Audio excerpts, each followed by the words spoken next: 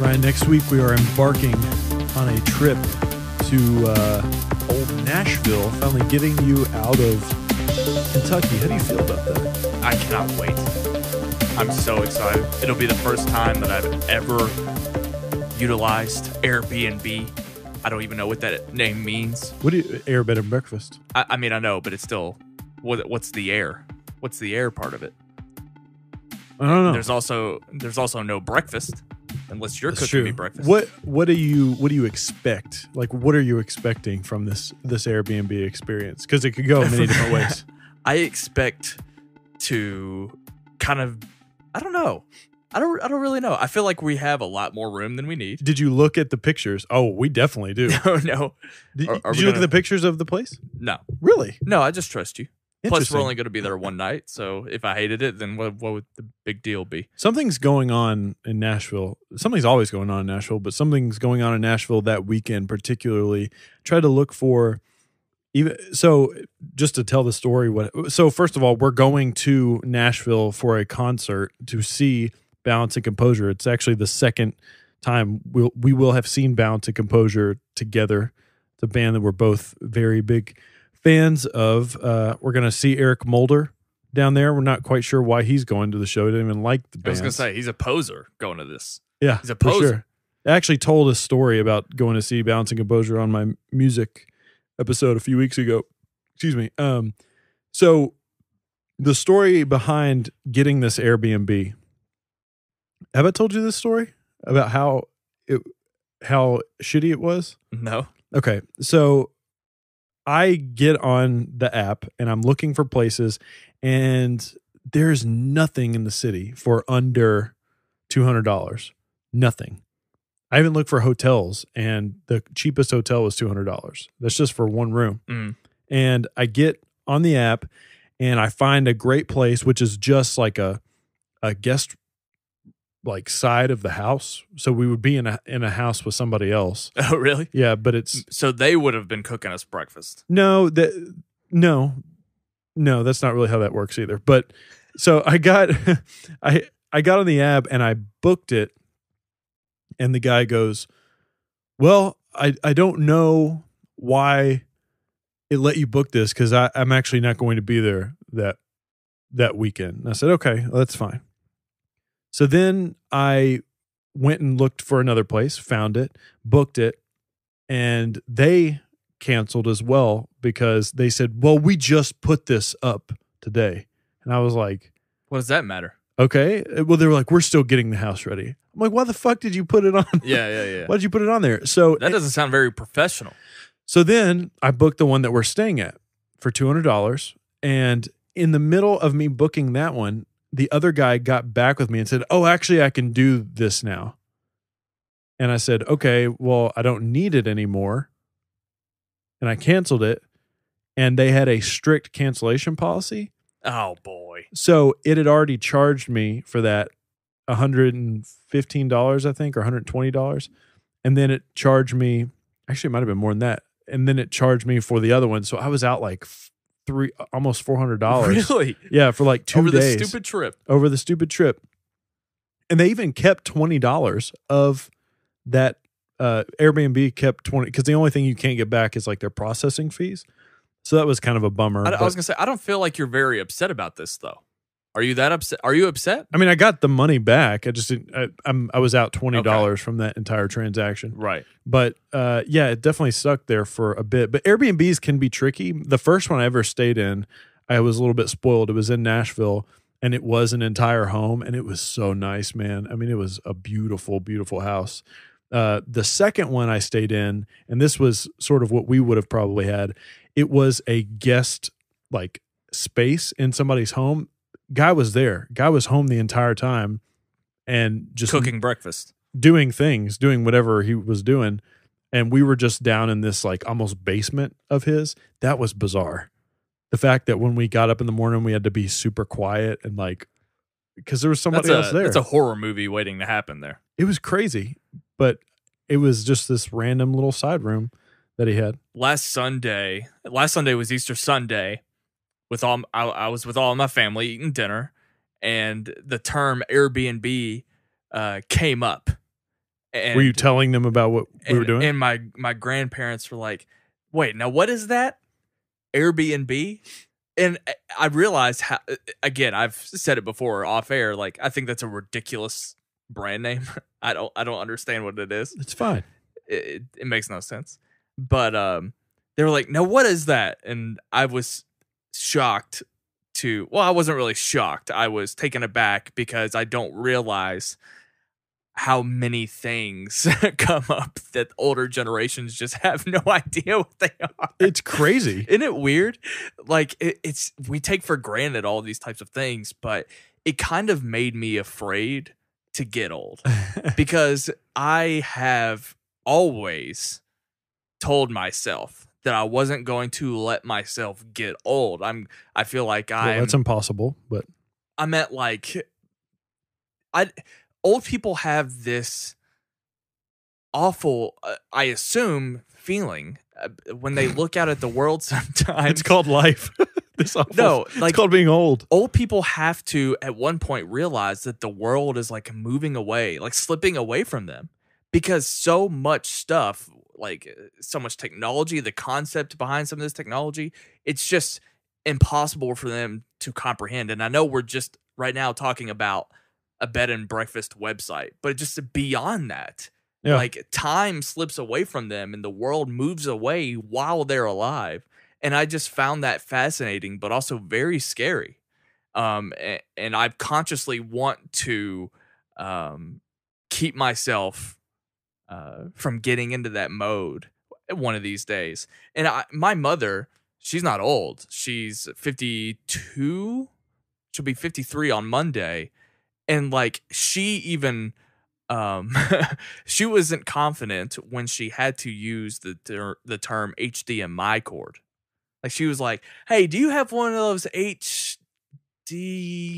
And she like didn't know how to get it out. I'm like, "Mom, it's HDMI. You've purchased this thing. You've used this thing.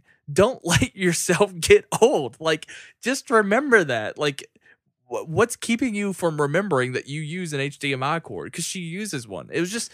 Did she not know how to pronounce it? Was she thinking that it could have been pronounced? No, she just wasn't confident what she was saying. Like, she wasn't confident in its abilities. Like, does this do audio too? Yes, Mom. HDMI is video and audio. Like, it's just scary. And I know it's just fascinating to me that small nugget of an experience presents that larger question. Like, absolutely. Is there going to be a time when we just lose track of it all?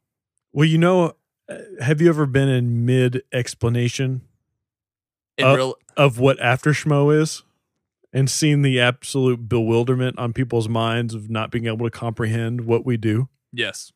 I mean, everything we do. Not just after schmo. Yeah. But you know how many times... That's old people with life. That's just... I know. Yeah. It's crazy. And... Okay, how old... This is for you, not in general. I'm not... How old is too old for Ryan Snelling? Like, what's the age you hope to go by? What do you mean, how old do I want to be? Yes. I mean, it depends. There's so many factors involved. Just looking at how looking at how comfortable other older people look. I can only. At what point are you just like, that doesn't look comfortable anymore? So it doesn't look enjoyable. I'm only speaking for Frankfurt. I assume, where I'm from in Kentucky, I assume that it's like this everywhere except California. California is perfect, and people don't age there the same. But some would say more because it's so sunny. It's bad for your skin. I work in retail, so I see all kinds of people, and one person's 40 is another person's 60. They could be the exact same age, but depending on who it is, they look just like a wreck. Or this person could be in great shape or whatever. A weathered stone. Yes. Yeah. And it blows my mind when I see that. And even comparing my two sets of grandparents, I mean, one set of grandparents' health is vastly different than the other. The grandparents that I was just talking about on my mom's side are actually very together and with it. They don't have to know everything about the latest technology or Airbnb for them to be mentally there, and they absolutely are. and they're approaching their 80s, I think. No, we just had an 80th birthday, and you would never know it. But it just, there's so many factors. So answering that question is almost impossible because who knows what could happen. I mean, I could get some kind of crazy disease when I'm 60, or hopefully I've obtained my mother's genes, and hopefully I'll still be kicking it around 80. So it entirely depends. Yeah, I think there's different ages seem appealing at different ages of my own life. Like I remember being a kid and thinking like, oh, 30 years old, you're like a legitimate adult. But now, and I don't know if it's just because I'm almost 30, like I'll be 30 this year, and I'm just like, oh, I see so many 30-year-olds now that are just living it up. Like there's no, like to me, a 20-year-old at the age 20 to 29, if you have a 2 in your age, yeah, you're still, to me, very much like an emerging adult. I agree with you. 100%. And now it's weird too, because the people that I take in media from, whether it's listen to music, not so much listen to music, but like I listen to a lot of podcasts with people who are like on the verge of 50 years old. Joe Rogan is on the verge of 50. Brian Callen just turned 50. And they seem like the age has, like they're feeling their age, but they're also emerging into like this new stage of their life. Yeah. So now 50 seems relatively appealing. 40 is like a void. I don't know what 40 looks like. Is Christian 40? I think he's like 41, 42. Okay. So maybe that's what 40 and looks Ellis like. will be 37 in July, I Yeah. think. So yeah, bringing up those guys, I mean, Collider and Schmoes, all those guys are approximately between 35 and 45. If I had to guess, the majority of them are. No one knows 40, how old John Roca is. 40 is basically when actors are like in their prime. Like the best roles for actors will come when they're like 40. Like someone like a Bradley Cooper, even Chris Pratt. I think I don't think he's in his 30s. Yeah, but he's just now, aside from getting like a role like Passengers, even though that's not a role that's like going to be, legendary, it's a different role for him. And I think he's not going to get that in his 20s. There's more. Yeah, he has within the next few years, he'll be getting other roles aside from the popcorn blockbusters. And actually this week, by the way, he got his star on the Hollywood Walk of Fame. Oh, wow. Which blew my mind. Thinking about how fast he got there. 100%. That's incredible. Man. But anyway. Good body of work, too. It's not very full either. Like as far as the popular stuff. Yeah. It's not a very... a lot of it's quality in different regards. Like obviously Parks and Rec, incredible television show. You have something like Jurassic World, even though I didn't care for it that much. Third highest grossing movie Exactly. of all time. I mean, to have that sort of... and obviously Guardians being a critical success, financial success, all that stuff. Yeah. Anyway, so 40 is like a great time to be an actor or an actress. How did we get here from going to Nashville? Oh, you were explaining your grandparents thing. Yeah, You derailed us. Yeah. But anyway, it's funny how our viewpoints changed over the years. Because when I was younger, I thought I would be married with kids by the time I was 25.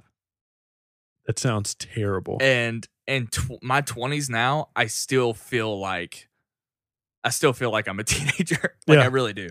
I don't feel 26 at all. Well, Kayla's 5 years younger than me, so then there's that whole thing too as well. I mean, she's definitely more mature, I think. It's just weird because as a kid, you think your parents are boring, and they're like, or I guess no, I think they're boring now. Parents should be boring to a certain extent. I mean, they have no choice because you are their life to a certain extent. Yeah, you are their life, and that's so. I guess I should go back and say it. My parents aren't boring. I think if I was a parent, my life would be boring. That's the better way to put it. Our lives are boring in general. We just do interesting things in our boring time. We do things that we think are interesting, yeah. But other people. If people could grasp what we do. I think I need to backtrack. I feel like everything I've said is not something I actually believe. I feel like I tend to do that sometimes. I feel like I'm just throwing shit out at this point. Maybe I need to think more about what I'm saying. There's a lot of waves on your side. What do you mean? Just take a break. Just take a little breath for a second. Are you saying I'm talking too much? I was talking about my grandparents. So, yeah, I don't know.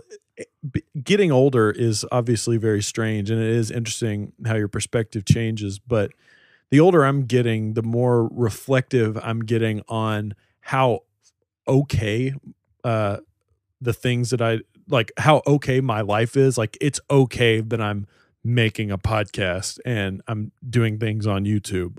Like, I look at what people are quote unquote supposed to be doing at my age, and it just looks terrible. Like getting married and having kids and leading, and not that there's anything wrong with those things, but living that fit your life inside of this box lifestyle just sounds terrible and completely unfulfilling for me personally. So I'm glad that I'm not doing that. But if that's what you want to do, then to each your own. But just to go bring it back around to this Nashville trip, we are going down to Nashville. We are going to see Balance and Composure. Hopefully we're going to document it as best as we can. I've tried to start like at least 4 or 5 different Sight and Sound vlogs, and I just get not bored, but I can't be asked to continue on with it. We were supposed to during the what's the band that we were supposed to go see, and I got sick. Oh, Touche Amore. Touche Amore. Yeah. So I don't know. Hopefully that happens. Hopefully we record an after party, because literally the song that we play for that and the name is somewhat inspired by the Balance and Composure song After Party. But yeah, our Airbnb is massive. I think it holds 6 people. I think it like, oh God. Yeah, it's a full guest house that they built specifically for Airbnb. Like just some people that were like, hey, let's just build a house in our backyard. Smart. Hell yeah, it is. It's great. And they're super relaxed too. Like we had to change our date a little bit and they were totally down. So they will have no idea that these 2 podcast moguls are living in their Airbnb guest house. But I'm excited. Have you spent much time in Nashville before? I went there as a kid. My mom's college roommate lived down there, so we took a trip. That was about the time. I think that was the first year the Tennessee Titans were a thing. So that was like this huge thing that was going on down there. No, is Eddie George alive, or is it the? It was oh God, Steve McNair. Steve McNair. Sorry, R.I.P. I had a Eddie George jersey at the time. I ate it. He had a restaurant in Nashville. I ate it. Oh yeah. I don't really remember a whole lot from that trip other than that. I mean, we did the things and saw the places, but so that was pretty cool. And then I think I went down another time for some reason, and then recently, of course, going to see Mark Ellis do stand up. And I forgot about that. I was there for like 6 hours. Like I drove down there, saw him, we did the show, and then I came right back and beat a winter storm. Fighter and the Kid was just down there this past week. But, oh, really? Yeah. No, I love Nashville. Considered moving there a handful of times. It's essentially LA for music. I mean, not just country music, but all types of different music. And there's always something going on in Nashville, and I'm excited about it, but I'm also a little nervous to go with you because since we've been podcasting in the last few months, at least, I've become aware to this thing that I do where I constantly feel the need to entertain people. And I feel like that's going to be heightened the entire time. Like, hey, Ryan, you want to walk over here? You having fun right now? Please don't ask me that. I'm actually excited / worried about the car ride down. Why? Because I feel like it's going to be nothing but you blaring music. No. But at the same time, you're going to want to talk about everything.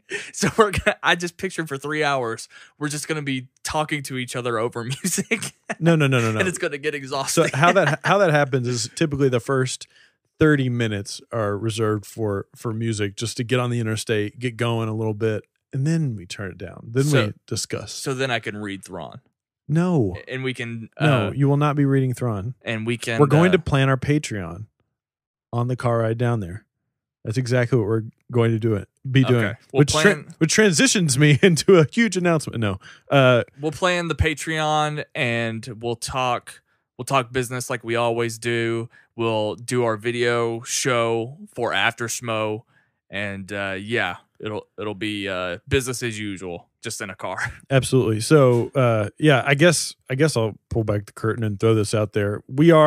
I am figuring out a potential Patreon page. Why am I not? Because you weren't super about it, but I do have to run a lot of things by you. I don't like the idea.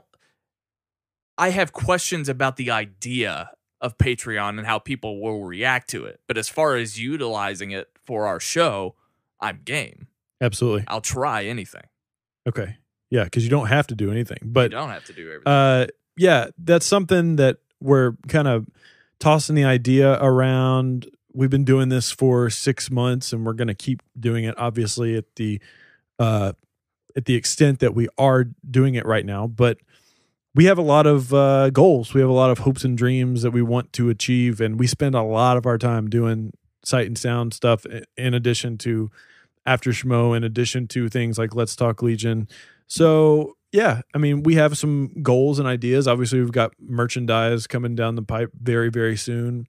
But, yeah, if that's something you guys would be interested in supporting, then maybe we'll do something like that. I also recently criticized you for not promoting our giveaways at the tops of shows, but so we should do it now. Is that what you're doing? So. Yeah. Okay. So this is, I think, the third show where we've discussed our latest giveaway, which is essentially subscribing to the Sight and Sound YouTube channel. You can find that link in this show's description, or you can just search Sight and Sound on YouTube and look for mine and Jay's beautiful faces. Subscribe to that YouTube channel, and please let us know on Twitter that you've done so to increase your chances, because we're going to give out a Schmoes Know t-shirt of your choice. So you Schmovillians, this is something that you should do absolutely for your chance to get a free shirt. But also people who have no idea what Schmoes Know is, please check it out and then become a fan. That way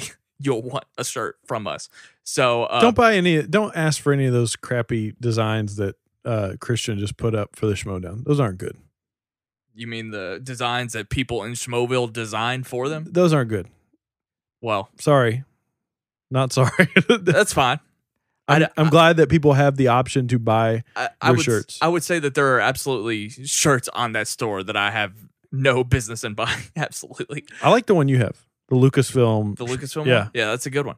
But anyway, so subscribe to the Sight and Sound YouTube channel for your chance to win a Schmoes Know t-shirt of your choice. You can follow us on Twitter at Sight Sound Pod. Please check out our Twitter poll right now. What decade of your life would you consider to be your prime? I know you're going to vote for this on our break, right, Jay? I guess. What are my options as it stands? Teens, 20s, 30s, 40s. Has anybody voted? Oh, yeah. We got 6 votes so far. And we'll reveal those at the end of the show. I don't vote on polls. We'll do more of these throughout the show and reveal the results. And then we'll probably talk about them again next week, just as an update. They're up for 7 days. So there's our first Twitter poll. So follow us at Sight Sound Pod. Amazing. Yeah. So that's kind of the beginning of the show. So now Luke Jaggers can turn off the podcast.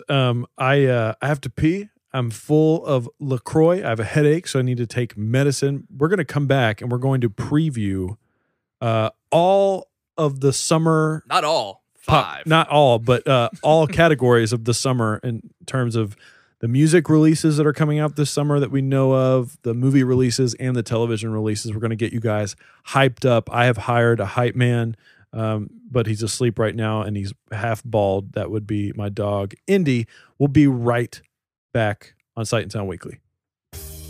Hey everyone, Jaye Williams here from Sight and Sound with a brand new announcement for you. Just a little something to get you hyped. We are currently putting together our very first ever line of merchandise. That's right, in just a few short weeks, you will be able to get your very own shirts, hoodies, coffee mugs, and more featuring Sight and Sound related graphics. We're pretty stoked, whether it's just wearing our logo or a design featuring a phrase you know and love from just being a dedicated listener to the show. We've got you covered. This merchandise isn't just something for you guys to look cool while wearing, but you're also supporting the show, as every dollar you spend goes back into supporting the podcast and making it better in the future.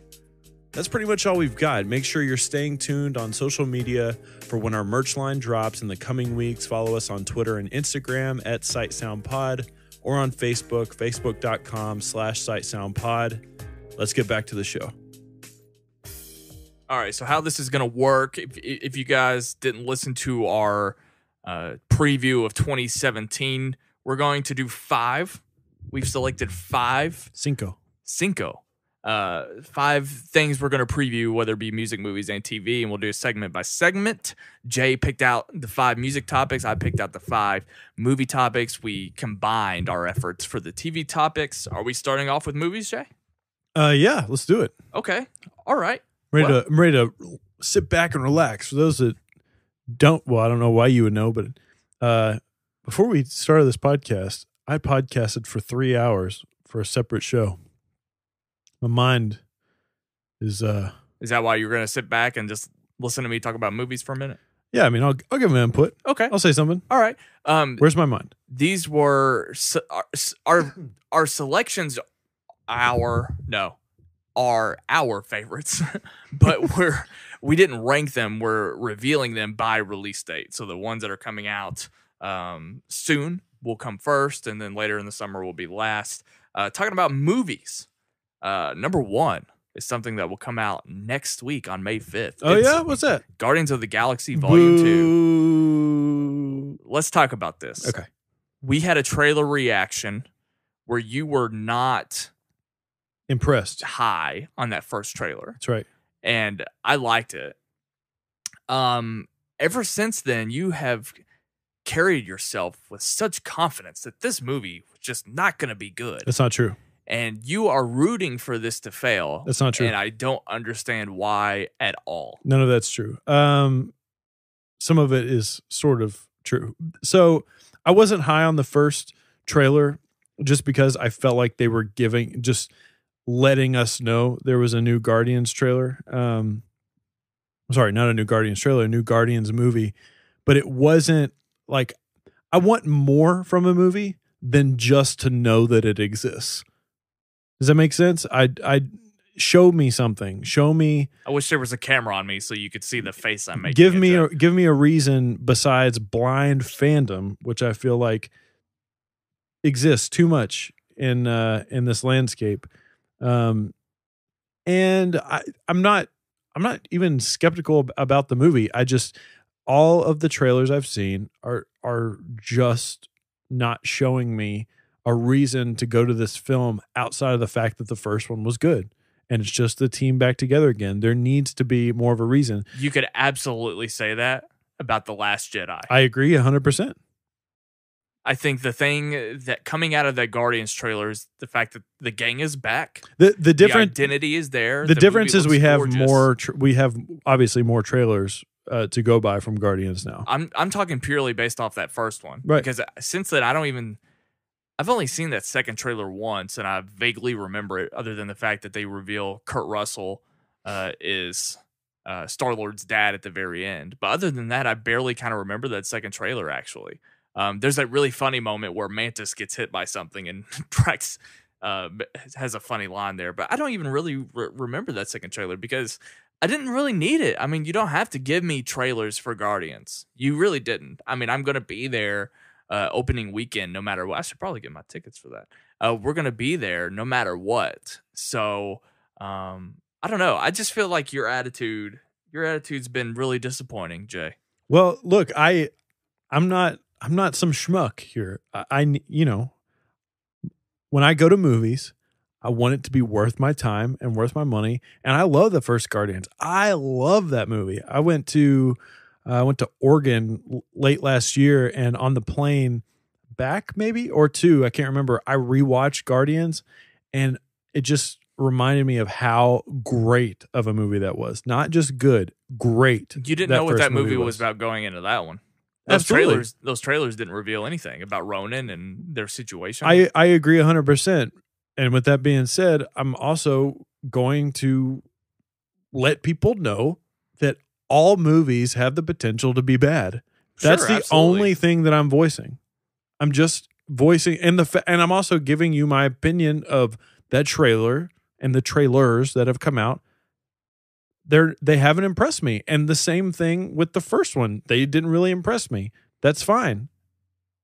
it can still be a good movie, and I hope it is a You're good right. movie. I want the franchise to be fantastic. You've said it before that this is for a younger generation, sort of their Star Wars in terms of a great fun space movie for people to get excited about and to attach themselves to.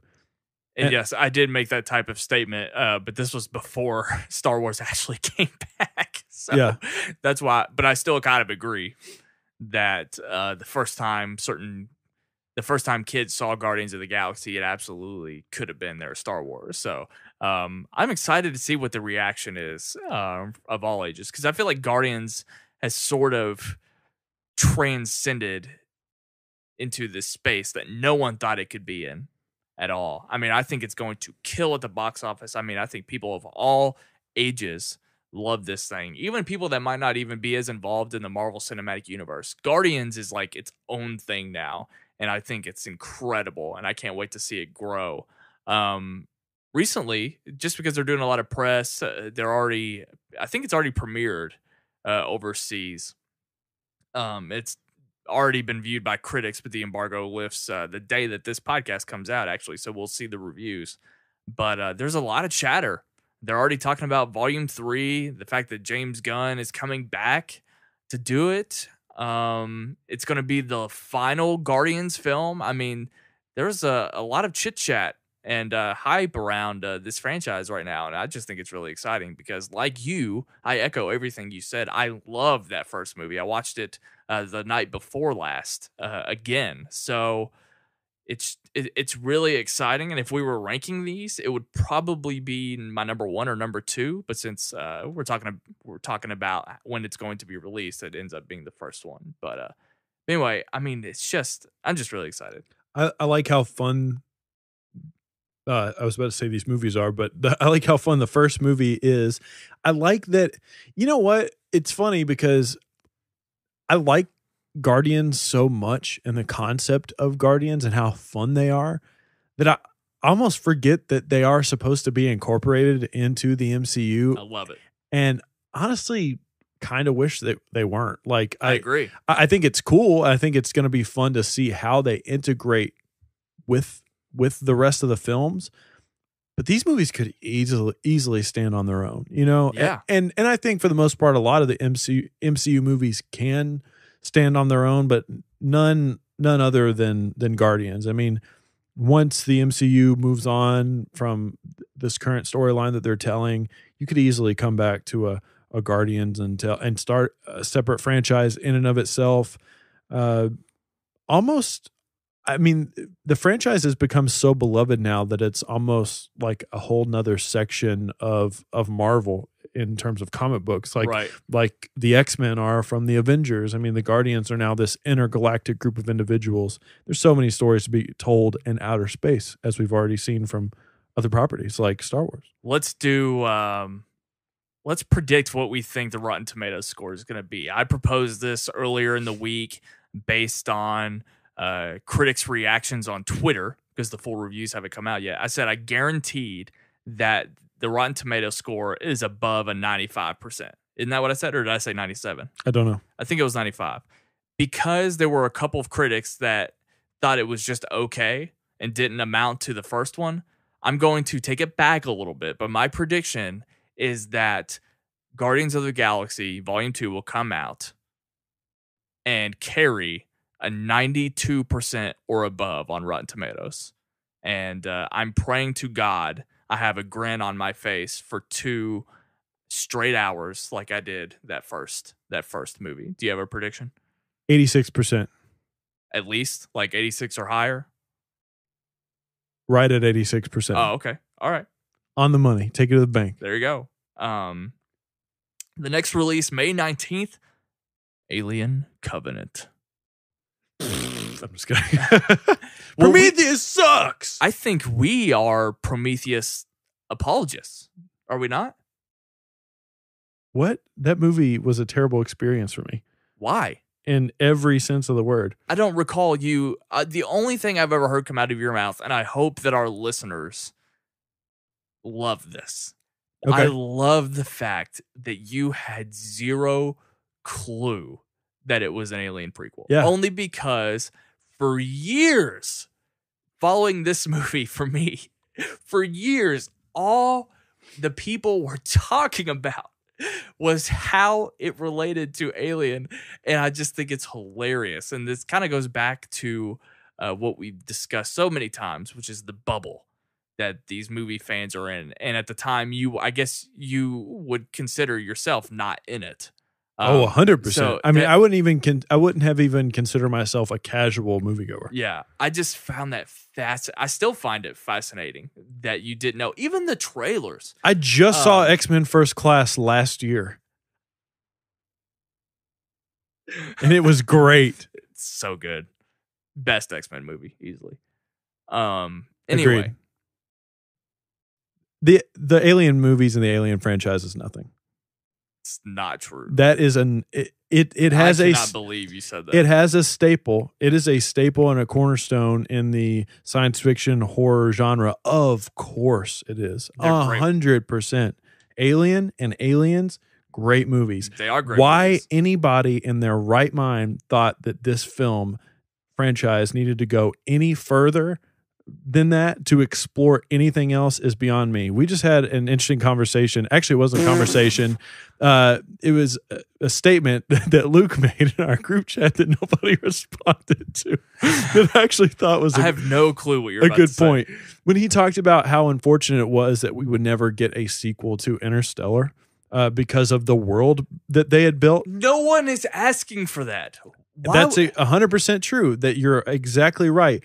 But is he the first person to ask for an Interstellar sequel? Stop. So the point that I've got a Twitter poll out of this. The point that he's making is a great point, and I have constantly said this about movies, that they spend so much effort in trying to build these worlds in such a short amount of time that I end up becoming more fascinated with the world that they've built than I do the actual story that they're telling. That is one of my biggest criticisms with Looper. I thought everything else was more interesting about that movie other than the story that they told. But there are so many movies that don't go beyond what we get from them. I mean, look at the Terminator series. We stopped at Terminator at T2, Judgment Day, for such a long time. The gap between that and the next one was a pretty significant amount of time.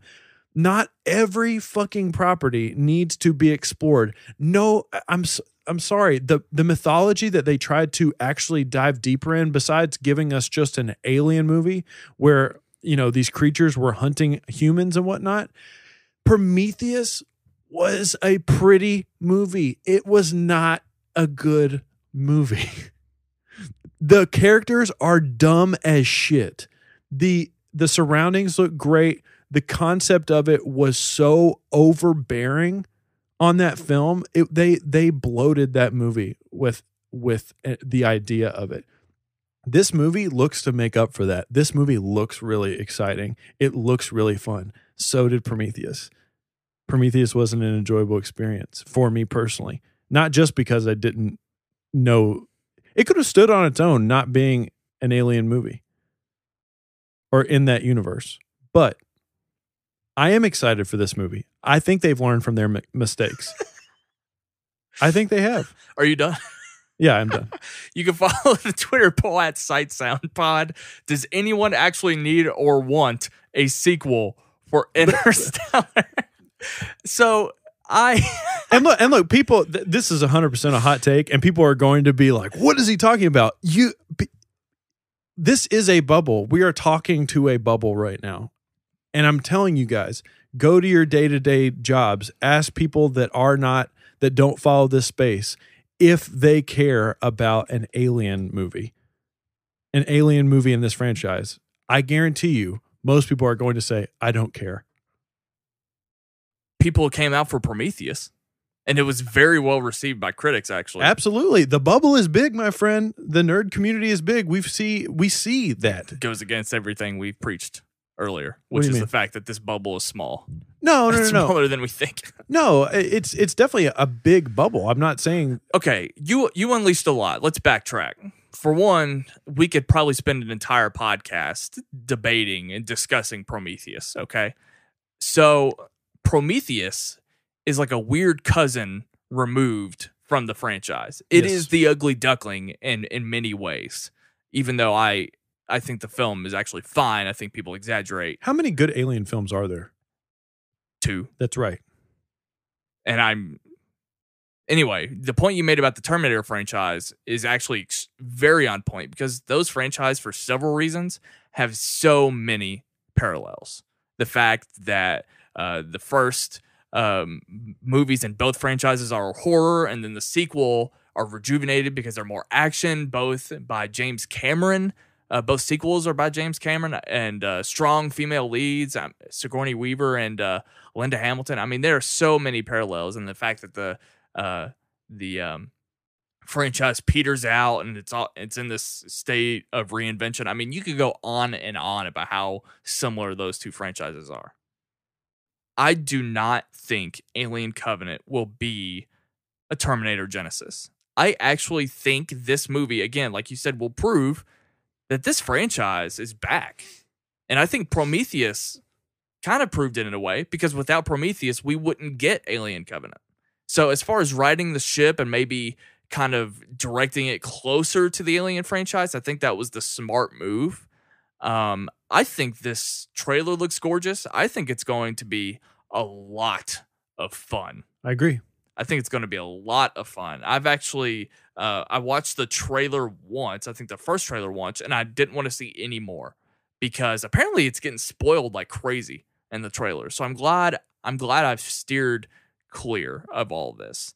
But I mean, it's on my list for a reason. I think it's just going to be an awesome summer movie. It looks like they're going back to what people fell in love with with these films in the first place, that, you know, a very haunting sort of story where it's a story of discovery, but also of absolute terror and fear that I just thought was missing in Prometheus. I mean, Prometheus tried that at a certain part of the movie, and it also tried to be this like very epic, you know, movie where people are walking around exploring things, and they show you a image of something that you're supposed to have knowledge about, and you don't, because you didn't know that it was an alien movie.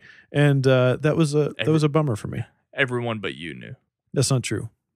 There were others that had this issue. Okay. My number 3, July 14th, War for the Planet of the Apes. Talk about a franchise, a long-lasting franchise, the best franchise in terms of quality these days, for sure. These movies are incredible, and they are the best mix of a summer blockbuster and a thematic, deep movie. And they look incredible, and they get better and better. I think this is going to be the best one. I don't know if it's going to be the last one, but if we're considering this a trilogy. You writing lyrics over there? This is going to be one of the best trilogies of all time. I have no confidence. If we were ranking. You have no confidence? I have. What did I say? No confidence? You said you have no confidence. I meant in myself. I have no confidence in myself, but I have confidence in this movie. And if we were ranking these in terms of most anticipated, this would be my number 1. The question. You said that about Guardians. I said, no, I didn't. I said Guardians might be 1 or 2. I wasn't going to give it away that I had another one on deck. Oh, okay. I did say 1 or 2 for Guardians. Can we do a never before seen of the second one, since I haven't seen the second? Yeah, let's put that in the storage of all the other never before scenes we have planned that we're never going to do, because you never want to watch movies. I want to do Insomnia. And when you decide that you want to catch up on a movie, you watch Robin Hood, Prince of Thieves. I've seen that movie. I grew up on that movie. I know that. I'm running out of movies that I want to see on. There's no reason why, given the fact that you have missed out on so many movies. Like the Planet of the Apes. You saw the first one, right? Yes. Rise with James Franco. Yeah. God, Dawn was incredible. You like that? I did. So I think that this is going to be extremely epic, and it might even be the better war film compared to another one that we'll talk about on this list. But everything about this looks incredible, amazing, huge, epic. Your thoughts? Have you even watched the trailer? Yeah, I've seen the trailers. I think, look, this You vape? This movie looks gorgeous. It looks unbelievably shot, and obviously everybody's always been of high praise for these films and their CGI work. And this movie is so this franchise is so bold, in my opinion, to take those risks. Where so many other major franchises fail in CGI and computer animation and whatnot. I mean, last year people were criticizing Civil War because of the CGI, and that is a massive, massive franchise. Obviously, first time Iron Man suit looked horrible. Beauty and the Beast, same thing. Yeah, look, I'm excited to watch this. I love the first one. I thought it was great. I thought it was a surprise. I could care. The second one will kick you in the nuts. Then I could care less about Planet of the Apes stuff going into that first one. I watched it because the buzz around it was so big. It had bubbled up to the top, and like I say all the time, good stuff finds its way to the top. The cream rises. The thing about Rise that was so funny is that the only reason why I didn't know it was going to be good, I think it was actually the first Blu-ray I ever owned. I didn't see it in theaters, but the one thing that told me that Rise was just another, a hit or miss movie for me that year was that it starred James Franco. I didn't realize that James Franco was going to be the one starring in what would end up being one of my favorite franchises. Because I actually don't think very highly of him as an actor. I don't think I like James Franco. None of his movies. I don't have any interest in any of his movies. What's that when he comes out? What's that Hours movie where he has to cut his arm off? 127 Hours. That's a good movie. It's a good movie. It was.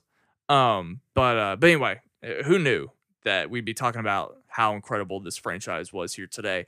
The thing about it, of all of them, like Guardians is like a weird thing to come out and be so popular. I think Planet of the Apes, I think it's incredible that it has a place in 2017 because the premise for a casual moviegoer, the premise could seem so stupid. You know what I mean? Like apes taking over the planet. Like even the old movies could appear that way. If you're trying to tell someone about the Planet of the Apes franchise, it could seem silly. And maybe it had its place back in when it was the 60s, 70s, whatever it was. But it's so funny to me that a movie with this premise is such a not only successful, but a deep and unique franchise. Like it's a unique blockbuster. It's not a blockbuster in all of the other reasons that something like Spider-Man Homecoming is, or it's not overtly science fiction. It's not superhero-y popcorn. I mean, obviously it's science fiction, but there's not spaceships flying around or anything like that. There's not light swords going on. Right. There's nobody swinging from buildings or flying on jetpacks. It's a relatively grounded sort of franchise. Now, my question for you, commercially, where does this thing compare in terms of numbers and success with something like an MCU movie or some of these huge blockbusters? Is this something that people are flocking out to see in droves like those other films? Well, Dawn of the Planet of the Apes was very successful, and I think that because of that, even more people will be excited for War for the Planet of the Apes. Dawn did about 208 domestic, and the worldwide was 710 million. And if you want to compare that to the first Guardians, is that total worldwide? I mean, 710. And if Beauty and the Beast opened right under its total number. Do what? Beauty and the Beast opened right under 200 million. Domestic? Yeah. Whoops, I put up Guardians of the Galaxy Volume 2. Comparing Dawn, I think they came out the same year. Dawn and the first Guardians. But the worldwide gross for Guardians was 773. So it's 63 million more than Dawn of the Planet of the Apes worldwide. Interesting. So yeah, I guess in comparison to the two, it's definitely it's smaller, but it's still big. It's smaller because you can't make toys. I think essentially. I think one of the interesting things about this film, how long ago did the second film come out? Yeah, that's what I was saying. I think they came out the same year, so it would have been the summer of 2014. Interesting. Okay, so yeah, it seems strange that these movies, and it makes sense that they're like this, but it seems strange to me that they're as far apart as they are, because so many of these big, huge blockbusters are about frequency. Like, we're getting multiple MCU movies per year. We're getting Star Wars is such a consistent reminder that it even exists, that these movies I kind of forget about. Like, it's like, oh, there's a Planet of the Apes film coming out.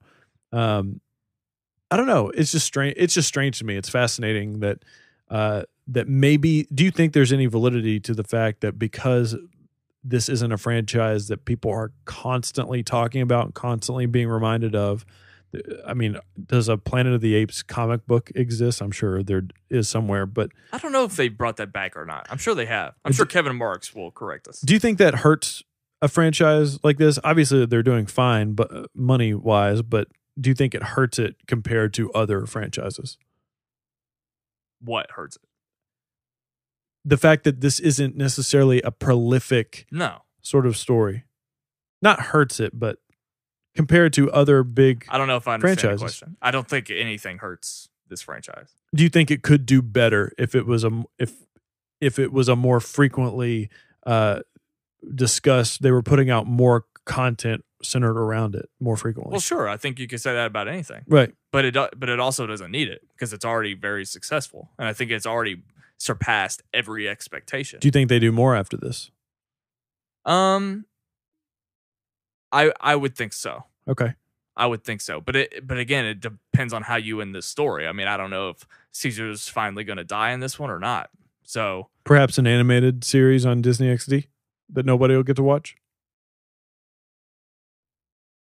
The question is, will this be a better war film than July 21st Dunkirk? No.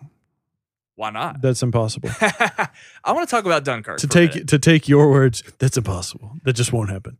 The Dunkirk film by Christopher Nolan. He's one of our favorite directors. People go to the movies to watch his films not because of what they're about, but because of his name. I was gonna say, people go to the theaters to watch his films. That's right. I mean, exactly. He's the star of the film. I will admit that when it first came out that Christopher Nolan was doing a World War II movie, I was underwhelmed. I really was. I remember. Why is that? I remember that day because you have Christopher Nolan built his career based on things that he wrote with his brother that were like ideas like Interstellar and Inception and Memento, and he was like changing cinema. These very complex ideas and concepts, and also while making arguably one of the best trilogies of all time, one of the best superhero franchises of all time, that changed the way movies were made. Not just superhero movies. The Dark Knight changed the way all movies. It changed the expectations. Afterwards. The expectation of what we expect. And yeah, sorry, I'm not thinking very good. Well. And take a break. Interstellar. We talked about this the other day. How it was such. Why are we talking about Interstellar so much on this podcast? I don't know, because it deserves a sequel. No, Interstellar was so widely debated film even today, and I think you and I have found that we like it more and more. I think we even talked about it recently that you got really mad when someone was talking down about it. Yeah. Because you just couldn't believe that someone it's still a good film, absolutely. It has problems, yeah. But we're talking about Interstellar to this day, and it came out a couple years ago. But it's like, are we going to be talking about Dunkirk for this long? Like, does Dunkirk fit what we know as the Christopher Nolan brand? And as time has gone on and the trailers have come out, the film looks great. They're always gorgeous when you look at a Christopher Nolan trailer, but it's like, why wouldn't he do something bigger and better? And the more I think about it, it's about legacy. And you and I, one of our favorite conversations that we've ever had in our group text was about who was the next Steven Spielberg. I like how you're agreeing that that's one of our favorite, but that was a conversation you spurred on. What? It's a good conversation. I said it was one of my favorite conversations that we've ever had. Okay. And we had, I don't remember who fought for whom, but I think it came down to JJ and Steven Spielberg or Christopher Nolan, who are not similar in so many ways, but at the same time, depending on the criteria, they're similar that they're good. Yeah, but based on the criteria that was presented, we were debating who's the next Steven Spielberg, and I'm leaning towards Nolan based on legacy and the fact that he has a wider variety of film, and he makes his own movies, whereas maybe you could argue that we're not sure what a J.J. Abrams movie is aside from Super 8, because he does so much work in existing franchises and remove, well, actually, Christopher Nolan created that Batman. But anyway, so I'm a little disappointed in myself that I was so it was so easy to write off at first, but it's now on my list for a reason. I'm getting more and more excited as it's coming out. Well, going into any Christopher Nolan film, one of the most enticing things about going to watch his films is just how he is going to execute any given concept. As I just hit my mic stand, how he is going to execute any concept it is. Now, so far, these concepts have been larger than life. They've been very, like I said, complex and intricate. And that alone can make for a very interesting story. Mm-hmm.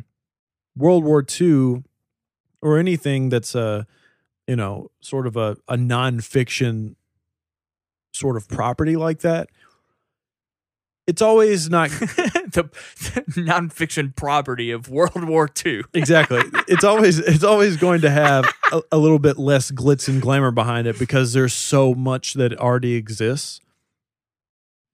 I mean, if we were doing this podcast when Saving Private Ryan came out, I don't know if it's something we would be breaking down the door to go watch that film. Now, that is an unbelievably made film. That's a fucking great movie. And I don't think anybody would have said that that movie was going to be as good as it was outside of the fact that it had Steven Spielberg attached to it, and it had Tom Hanks and a young Matt Damon and all those other people that were involved in it. That movie didn't have its name up in lights probably. You're making a lot of wild accusations. Why is that? I don't remember anything about that movie coming out, but it was because we were young. I think you're just assuming that no one thought that movie was going to be good. No, that's not what I'm saying. I'm saying a movie like that coming out today, which could essentially be called Dunkirk, people wouldn't be getting excited about Saving Private Ryan today in the same way that they would be getting excited about Dunkirk. I disagree completely. But the only reason you would be excited is because of what? Steven Spielberg. But Steven Spielberg, his track record was way more immaculate than Christopher Nolan. Does Christopher Nolan not have a good track record? He does, but he's a lot younger. Right, obviously. Spielberg has decades on him when you compare him to this. But we're still having the same. Makes some of the most. But we're still having the same conversation. A larger than life director with a huge name that's has huge billing with a good track record. I'm not talking about the length of their track record. We're talking about the exact same things. I thought you said that more people are excited for Dunkirk than they were at the time for. No, I'm not comparing those two like, oh, this one over this. That's not what I'm saying. I'm saying they have the same things about them. Yeah.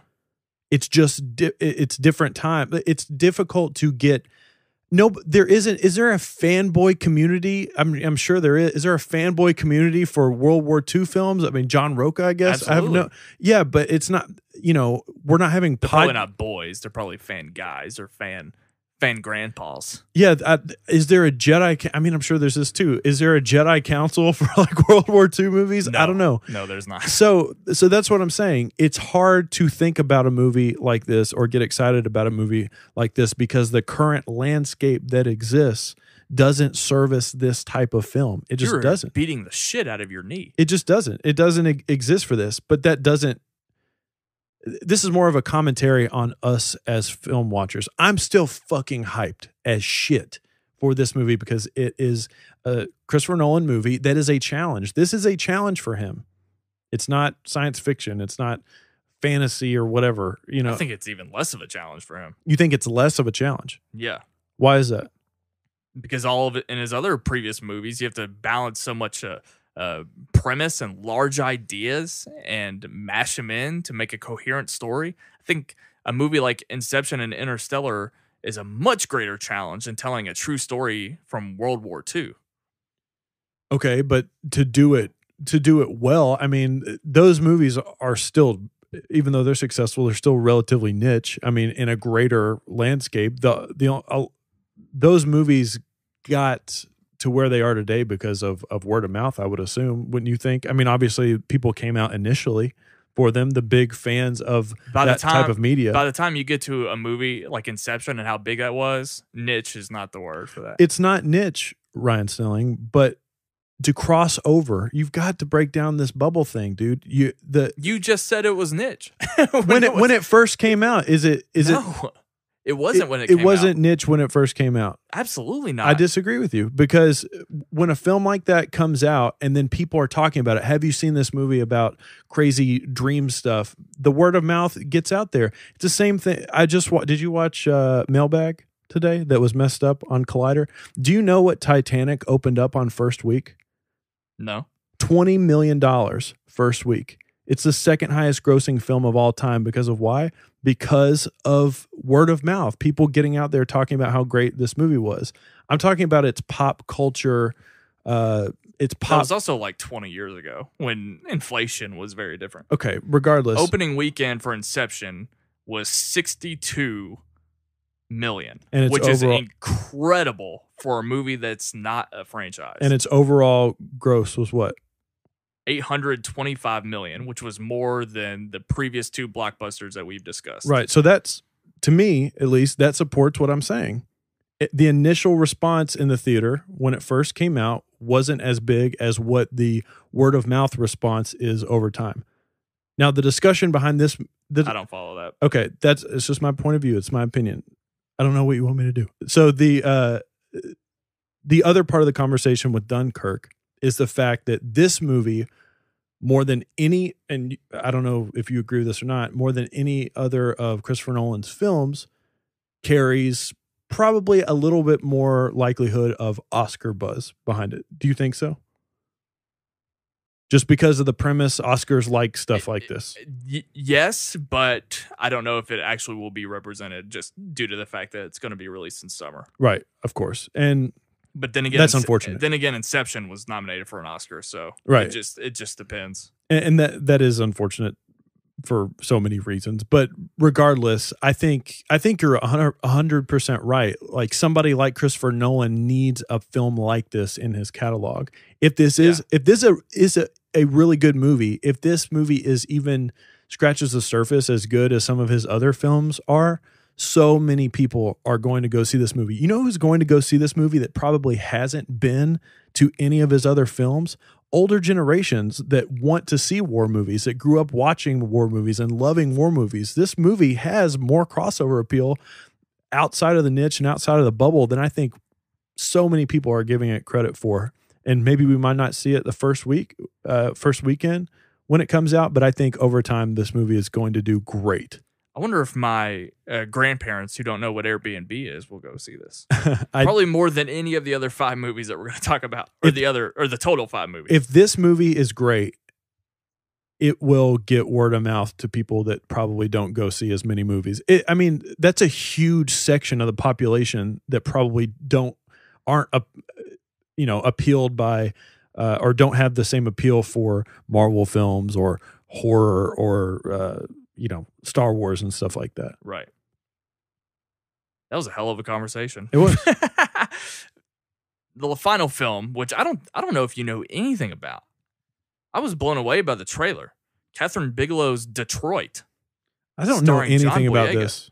Not only do I not know anything about it beyond the trailer, I don't know anything about the real life event where like Detroit was on lockdown and there were riots and it basically tore the city apart. Sounds like a crazy movie. I had no idea about this. I think it happened in like 70, maybe late 60s, early 70s, shortly after the civil rights movement.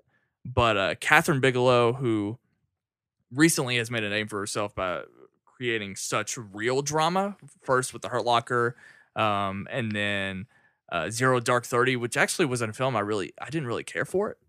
But the fact that this is basically an education on something that I'm fascinated by, just based on the trailer, the fact that it stars John Boyega, the fact that it has John Krasinski in there, and also the guy who got really big from what was that movie with I've forgotten everybody. Who's the guy? Who's the guy? Jason Sudeikis. Yeah, We're the Millers. That's right. The kid from We're the Millers and Maze Runner. I can't think of what his. Do you have a was. Jason Sudeikis impression? He's just a guy. Okay. He's just a guy kind of doing Vince Vaughn. I'm Jason Sudeikis. Go to tpublic.com. So you don't know anything about Detroit? I don't know anything about it. A huge fan of The Hurt Locker. I think it's Oh yeah. Luke said that was an overrated movie. I think you're crazy. He's wrong. It's a really good movie. The only thing Jeremy Renner's ever been good at. No, I'm just kidding. Jeremy Renner is a really good actor. He has some unfortunate roles. He's like the Guillermo del Toro of actors.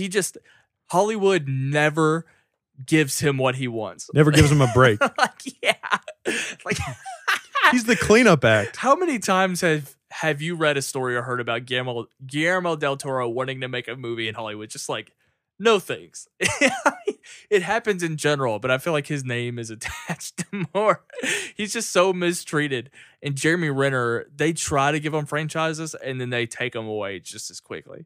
But anyway, he has nothing to do with this movie other than he was. I know. We just had to look.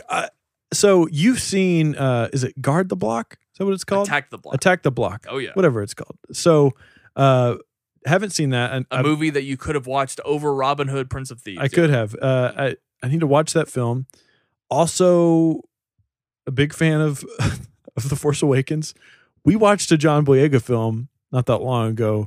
I don't even remember what it's called. It was not good at all, but he was not bad in it. That movie suffered from poor writing, but I'm excited for this guy to get out there more so in other things besides Star Wars. He's also got that movie, is it called The Circle, coming out? Yeah. With Tom Hanks. And look, it's clear that it's in his contract that he can only do American accents now. He can't do a British accent anymore. It's just a requirement.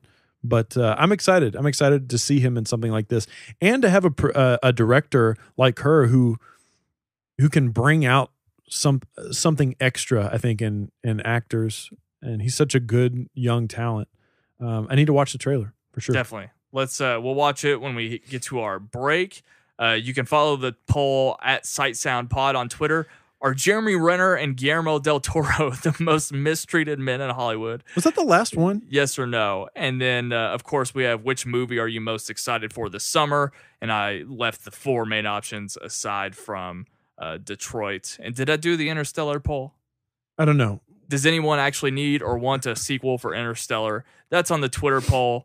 That's all I got for the summer movie preview. That's all it? 5. Yeah. What the hell? There's honorable mentions, but that's my 5. number one movie that I want to see this year, besides Star Wars: The Last Jedi, is Spider-Man Homecoming. And that movie is everything to me right now. It's an honorable mention. I absolutely cannot wait for this film.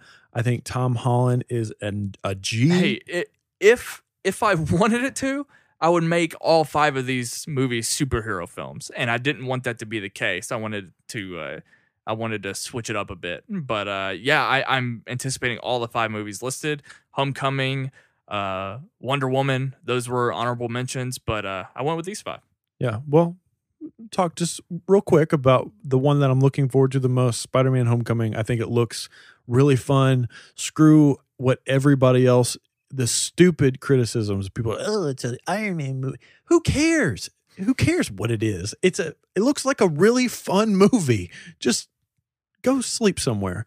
And it's I think Tom Holland was fantastic in Civil War. He is the Peter Parker and the Spider-Man that I think we've always wanted, that we've always deserved. He's back home literally. And this style of movie, when they said that they were essentially going to make Spider-Man like Harry Potter going through Hogwarts, sign me the fuck up right now. Take all my money, and I just want these things. I think Spider-Man looks great. I think it's going to be the best Marvel movie ever made. No, it won't. It probably won't be, but it'll be a good time for sure. I think we will be fist pumping in that movie. Also, Childish Gambino is in it. I mean, sign Christian up; he'll be there for sure. What is the likeliness that we will get Redbone in a second movie this year? I just think the trailer showed a little bit too much. Well, who cares? Because that's what trailers are supposed to do. Yeah, maybe if the Guardians of the Galaxy trailer showed a little bit more, I'd be Jay high would on be it. more excited. That's right. Give me a little bit more. Throw Tony Stark in there. Hey, it might actually happen. But anyway, that's it for the summer movie preview. We'll take a break and then do music. Let's do it. Let's talk about something that Ryan may or may not have anything to say about, or maybe I've catered the conversation to him a little bit too much. We'll be right back. Did you know that Sight and Sound has a YouTube channel? If you didn't, you need to go and subscribe to our YouTube channel. Just go to YouTube and search for Sight and Sound, or you can find a link in the description of this podcast. But yeah, if you're wanting more Sight and Sound content, you can get a ton of it over on our YouTube page. There's a lot more content over there. I do music reviews. Ryan talks about movies. We talk about TV, obviously. And yeah, it's kind of a nice little place to go if you need some more Sight and Sound in your life. So off air, we listened to all of the songs or singles from the albums that I'm going to be talking about. I'll also fix you a cup of coffee. How's that? How's a cup of coffee? It's good coffee. Tastes like coconut. Yeah, it's a coconut creamer. Just a little something for that ass. Make sure it's healthy. You got a healthy ass these days? No. Okay. So we listened to all of the songs off air, and I told you what's on my list. How comfortable and confident are you in talking about these? I'm mostly comfortable. Good. With talking about all of these. I kept you in mind, but also there's some of the biggest and most important releases that I found. Let me just I'll spend my time focusing on the Twitter poll this round. Okay, so I'm going to just throw this out there. This year so far has been a little bit lackluster with music. There have been some great albums that have come out. The Kendrick album that just came out, which we didn't get to talk much about, but I put a album review up on our YouTube page if you want to check that out. I also talked about it a little bit on my music episode. What else has come out? The Code Orange album I thought was really, really good that came out. Run the Jewels had an album that came out that was really, really good as well. That Northlane album. Northlane album was great. The Sampha album, my favorite album of the year so far. I had a dream about Sampha. Oh boy, really? Yes, I had a dream. What? I'm just remembering this. Yeah. I had a dream that you and I were actually walking down the street and we saw a guy with a hood over his head. And he approached us, but he wasn't letting us look at him, but he was asking for directions. Okay. And you were like talking to him. I pulled my phone out, and I don't know why, but I just slowly started moving around to where his face was actually looking. And then, I don't know why I was recording him, but once I got around him, I saw that it was Sampha. Oh boy. And he knew that I was onto him. And I don't remember what else happened, but we discovered that it was Sampha, and I think the two of us became friends with him. Seems like a really nice guy. That's all I got for He you. really does. Have you listened to that album much? I've listened to it just the one time, but I listened to it in its entirety. Yeah. Yeah, it's an interesting album right now for me because obviously I love it, but Kayla, lady friend, she recently she liked it. She liked some of the songs on the surface, but lately she's been digging deeper on the album, listening to it all the way through, and she's discovering it for the first time, sort of like really falling in love with it. And it's kind of, it's catching its second wind with me, which has just been so pleasant. Oh, that's good. It's been a pleasurable experience. Maybe it'll catch second one with me here soon too. Yeah. So, but other than that, this year it's been a little slow for music. Last year, the entire year was insane. So many huge artists dropping albums, so many big albums coming out. And I'm also going to preface this by saying that Ryan and I are both big fans of rock music, metal, and hardcore and punk. That landscape is essentially barren in the summer.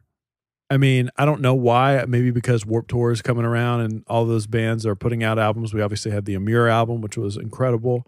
It was just kind of okay. But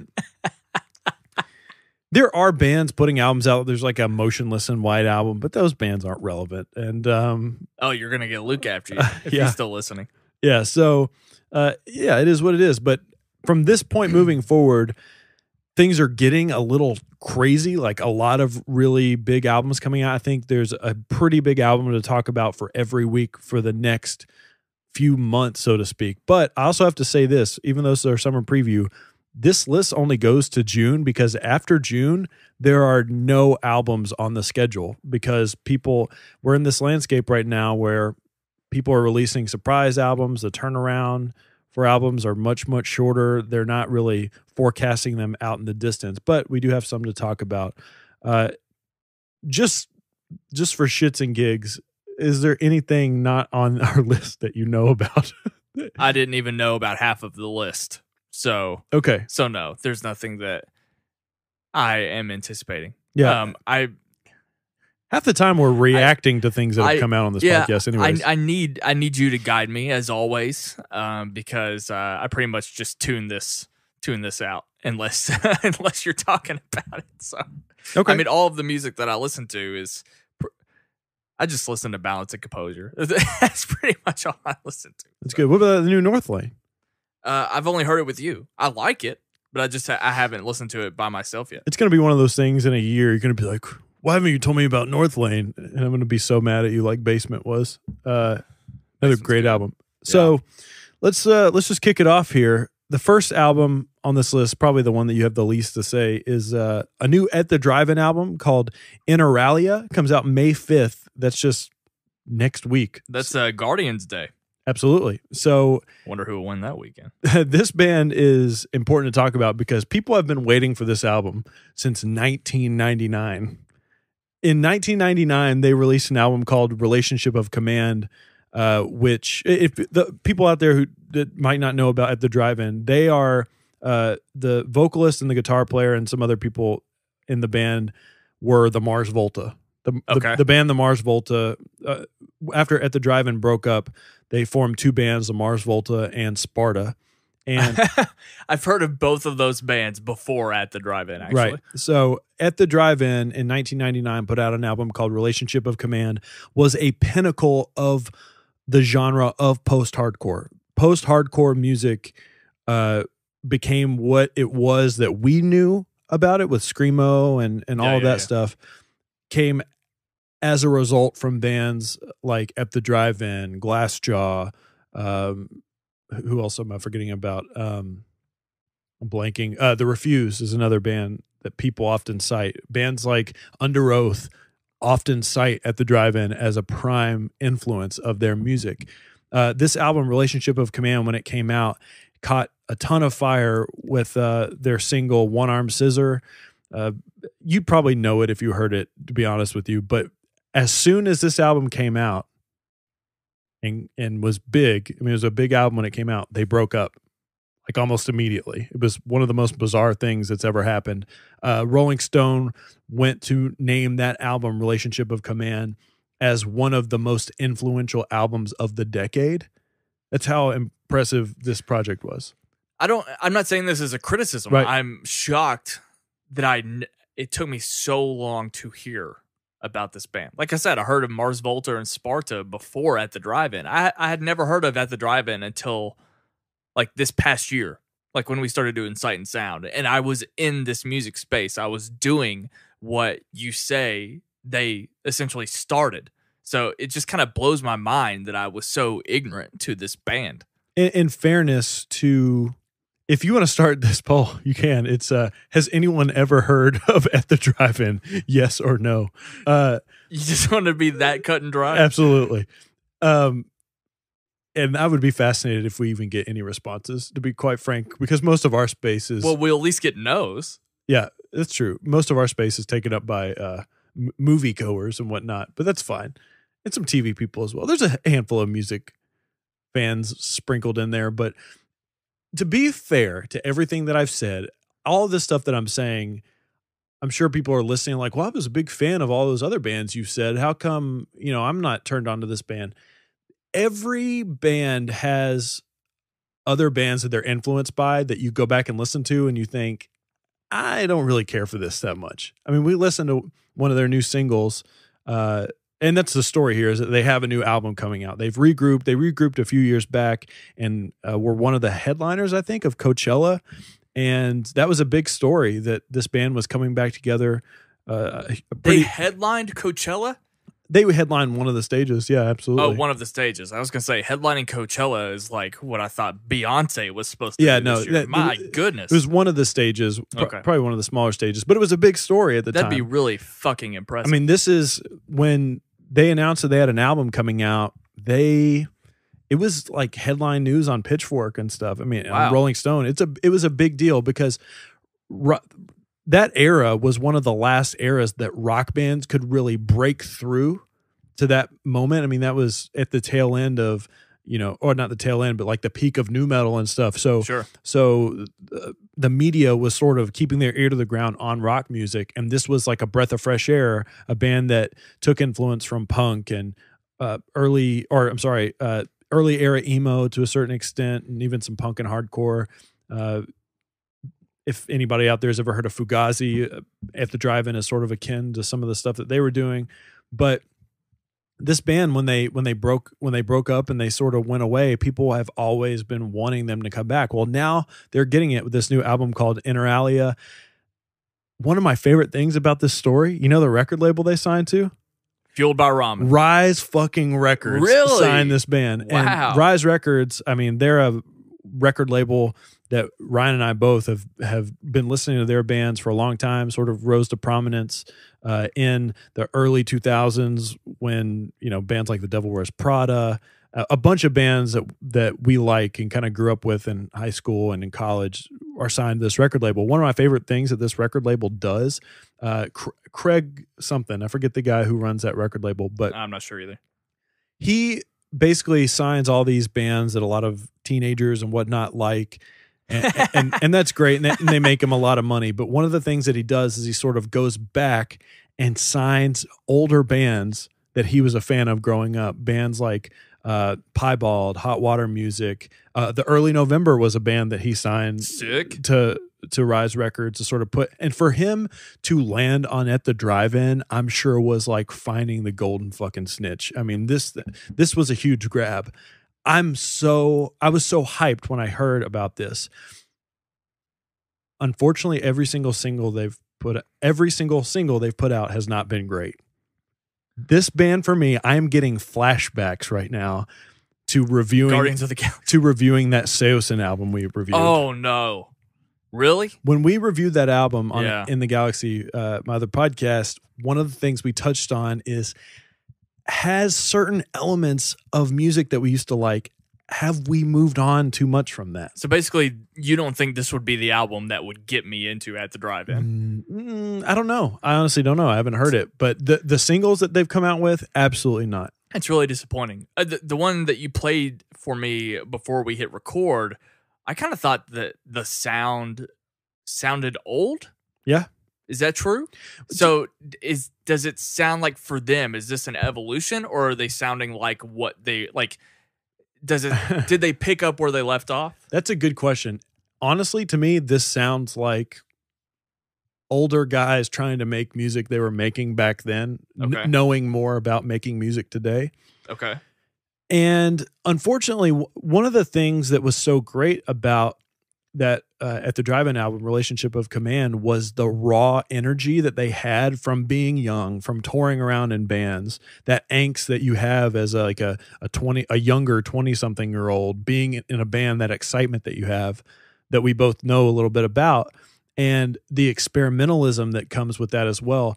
Anytime bands like this pick back up, and there's so many examples of it these days, so many bands in this space, in this type of rock music, broke up and decided, hey, we should do that again. Let's go around for our victory lap. And I don't know if it's really paid off in most instances. Like, I don't know a lot of examples. Like, I think Further Seems Forever put out an album with Chris Carrabba again, and that was pretty decent. The Seosin one was I was going to say, it certainly didn't work for Seosin, that's for sure. It was a little bit lackluster. And like, for me, when I hear these songs, my main criticism with them is they are thinking way too hard about this. It's like they've just forgotten how to write good songs. I don't think they're that great. Now, it has to be said, one major factor of the band when they put out Relationship of Command is no longer with them, and that's Jim Ward, who was the guitarist and vocalist for the band that went on to start Sparta. He's not in the band anymore, but it sounds like his vocal parts are like they took the spots where he was supposed to be and they just added the same vocalist, like their lead singer, into those parts, and it just doesn't sound good. Yeah. Like, he always brought like a more straightforward rock vibe to this experimentalism of this band, and that's like the number one thing that's missing for me. I am very, very skeptical about this album. Straightforward in the way that, like, Jeremy from A Day to Remember is kind of straightforward. Is that what you mean? To a certain extent. I mean, like, easy would be the word that I would use. I would say his part's easy. I would say he brought the Aaron Gillespie vibe to the Under Oath sort of thing. Okay. That Disambiguation Under Oath album that he wasn't on was very apparent that he wasn't on that album. Yeah. Extremely apparent. Okay. It would be like the Dance Gavin Dance with just John Mess. That's actually, I'm with you now based on that. I can get there, even though I would hate that. And I'm maybe giving him a little too much credit, to be fair. At the end of the day, it just sounds like, I mean, imagine if, like, I know you would love this, but imagine if you tried to get your old band back together to make the exact same type of music that you tried to make back then. Like, wouldn't you expect to at least acknowledge the fact that you've grown as musicians to the point where you're going to be making some different music? Oh, if Brave the Storm came back, we'd be hitting everybody in the nuts. That's for sure. I don't know about that, but it would be an interesting. I do. It would be an interesting experiment, to say the least. But I'm looking forward to hearing the full album. Will you fund that? No. Okay. I'm trying to fund my own music experience. Oh, that's right. Just dropped 2 separator tracks, by the way. Shameless plug. Sight and Sound YouTube channel. But I'm looking forward to hearing it. I'm looking forward to listening to it, and I will be reviewing that album. I had no idea that this was going to come out this year. People had been talking about a new At the Drive-In album for a few years now, ever since they got back together. But moving on. Hold on. Right now on the Twitter poll, has anyone ever heard of the band At the Drive-In? And have you heard of the bands Sparta or the Mars Volta before hearing about At the Drive-In? At Sight Sound. Has anybody responded to either of them? Yes. Really? Results. I'm saving the results I was for the end of the show. very skeptical about you starting this thing, but it's pulling off. Or pulling up. We're pulling it off. I'm going to guess the people that have voted in these, just because of their typical interactions. Chris Woodburn. I have no idea. Matt Whitehurst. Kevin Marks. Luke Jaggers. Who else? I don't know. Kinetic Fox. I don't know. Maybe. Okay. Yeah. Very. Is that Christina Kinetic Fox? Yeah. I don't know. Maybe. One of the best Twitter names that exists. It's pretty badass. All right, moving on. The new Paramore album, Ow! After Laughter, coming out. After Laughter? That rhymes. Coming out May 12th. Oof. Ryan, what are your thoughts on Paramore? Paramore's awesome. First of all, don't go too deep into this, because when this album comes up, it'll probably be a topic on the podcast. But yeah, and I'm looking forward to it. Paramore is awesome. I was a huge fan of Riot, like everyone was. Incredible album. It is. The It's only so full good. Paramore album I can listen to from front to back. So we might have done this before, but just for our audience, if you use the Ryan Snelling algorithm, what is my favorite song off that album? I can't remember. I don't remember. Well, you usually throw out 3. Right. Was it Let the Flame Begin? No. Okay. It was Hallelujah. Yeah, there you go. 100%, Yeah, Riot was incredible. And even their more recent stuff that's become more pop radio, love it. So Love it. music plays over the speakers at work while I'm peeing in the bathroom. Mhm. And very frequently one of their songs comes on. What was their most recent like big hit? I'm trying to remember. Ain't It Fun? Yeah. Listen to me. Ain't it fun? Okay.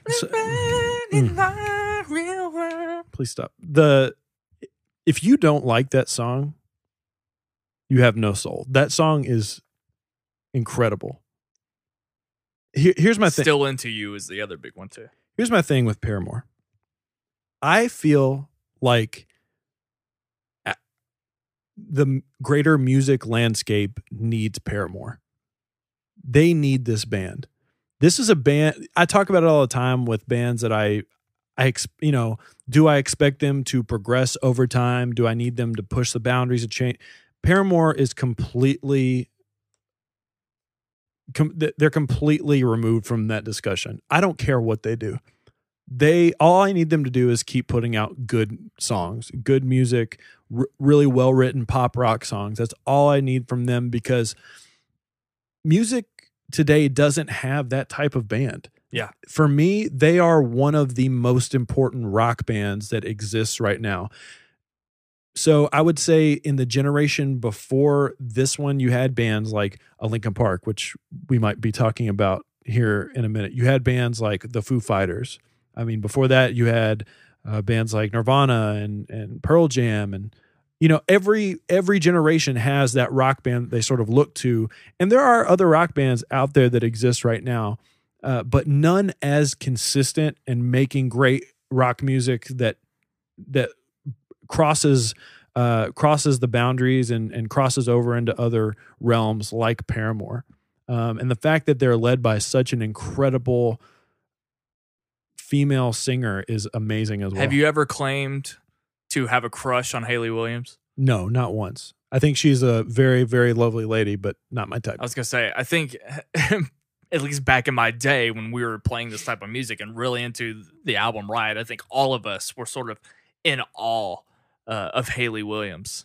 I do think she's incredible. And she has probably one of the best Foo Fighter covers on Really? record. Have you heard her My Hero? I haven't. Did you know that? You've never heard her cover of My Hero? Did you know that she frequently comes out, and so there's a Deftones song that she comes out and does the vocals for. She replaces Maynard James Keenan from Tool's part, and she performs with Deftones all the time. I'd love to hear that. It's great. This song, what was the name of the song? This new single? The Hard Times. Hard Times.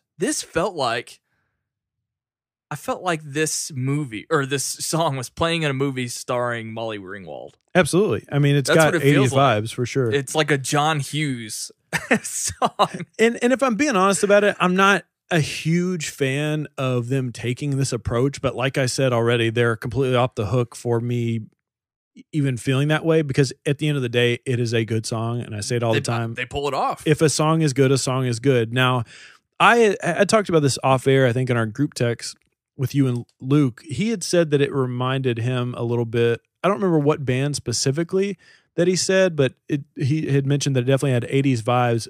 To me, it reminds me of the most recent Carly Rae Jepsen album, which got huge critical praise, even on really wild sites like Pitchfork, giving it a lot of hype for having that sort of retro vibe to it, that sort of 80s vibe. But at this point, that approach is getting a little bit tired. Like, a lot of people are they feel like they're exploring synthesizers for the first time. So they go directly to having like an 80s new wave sort of influence.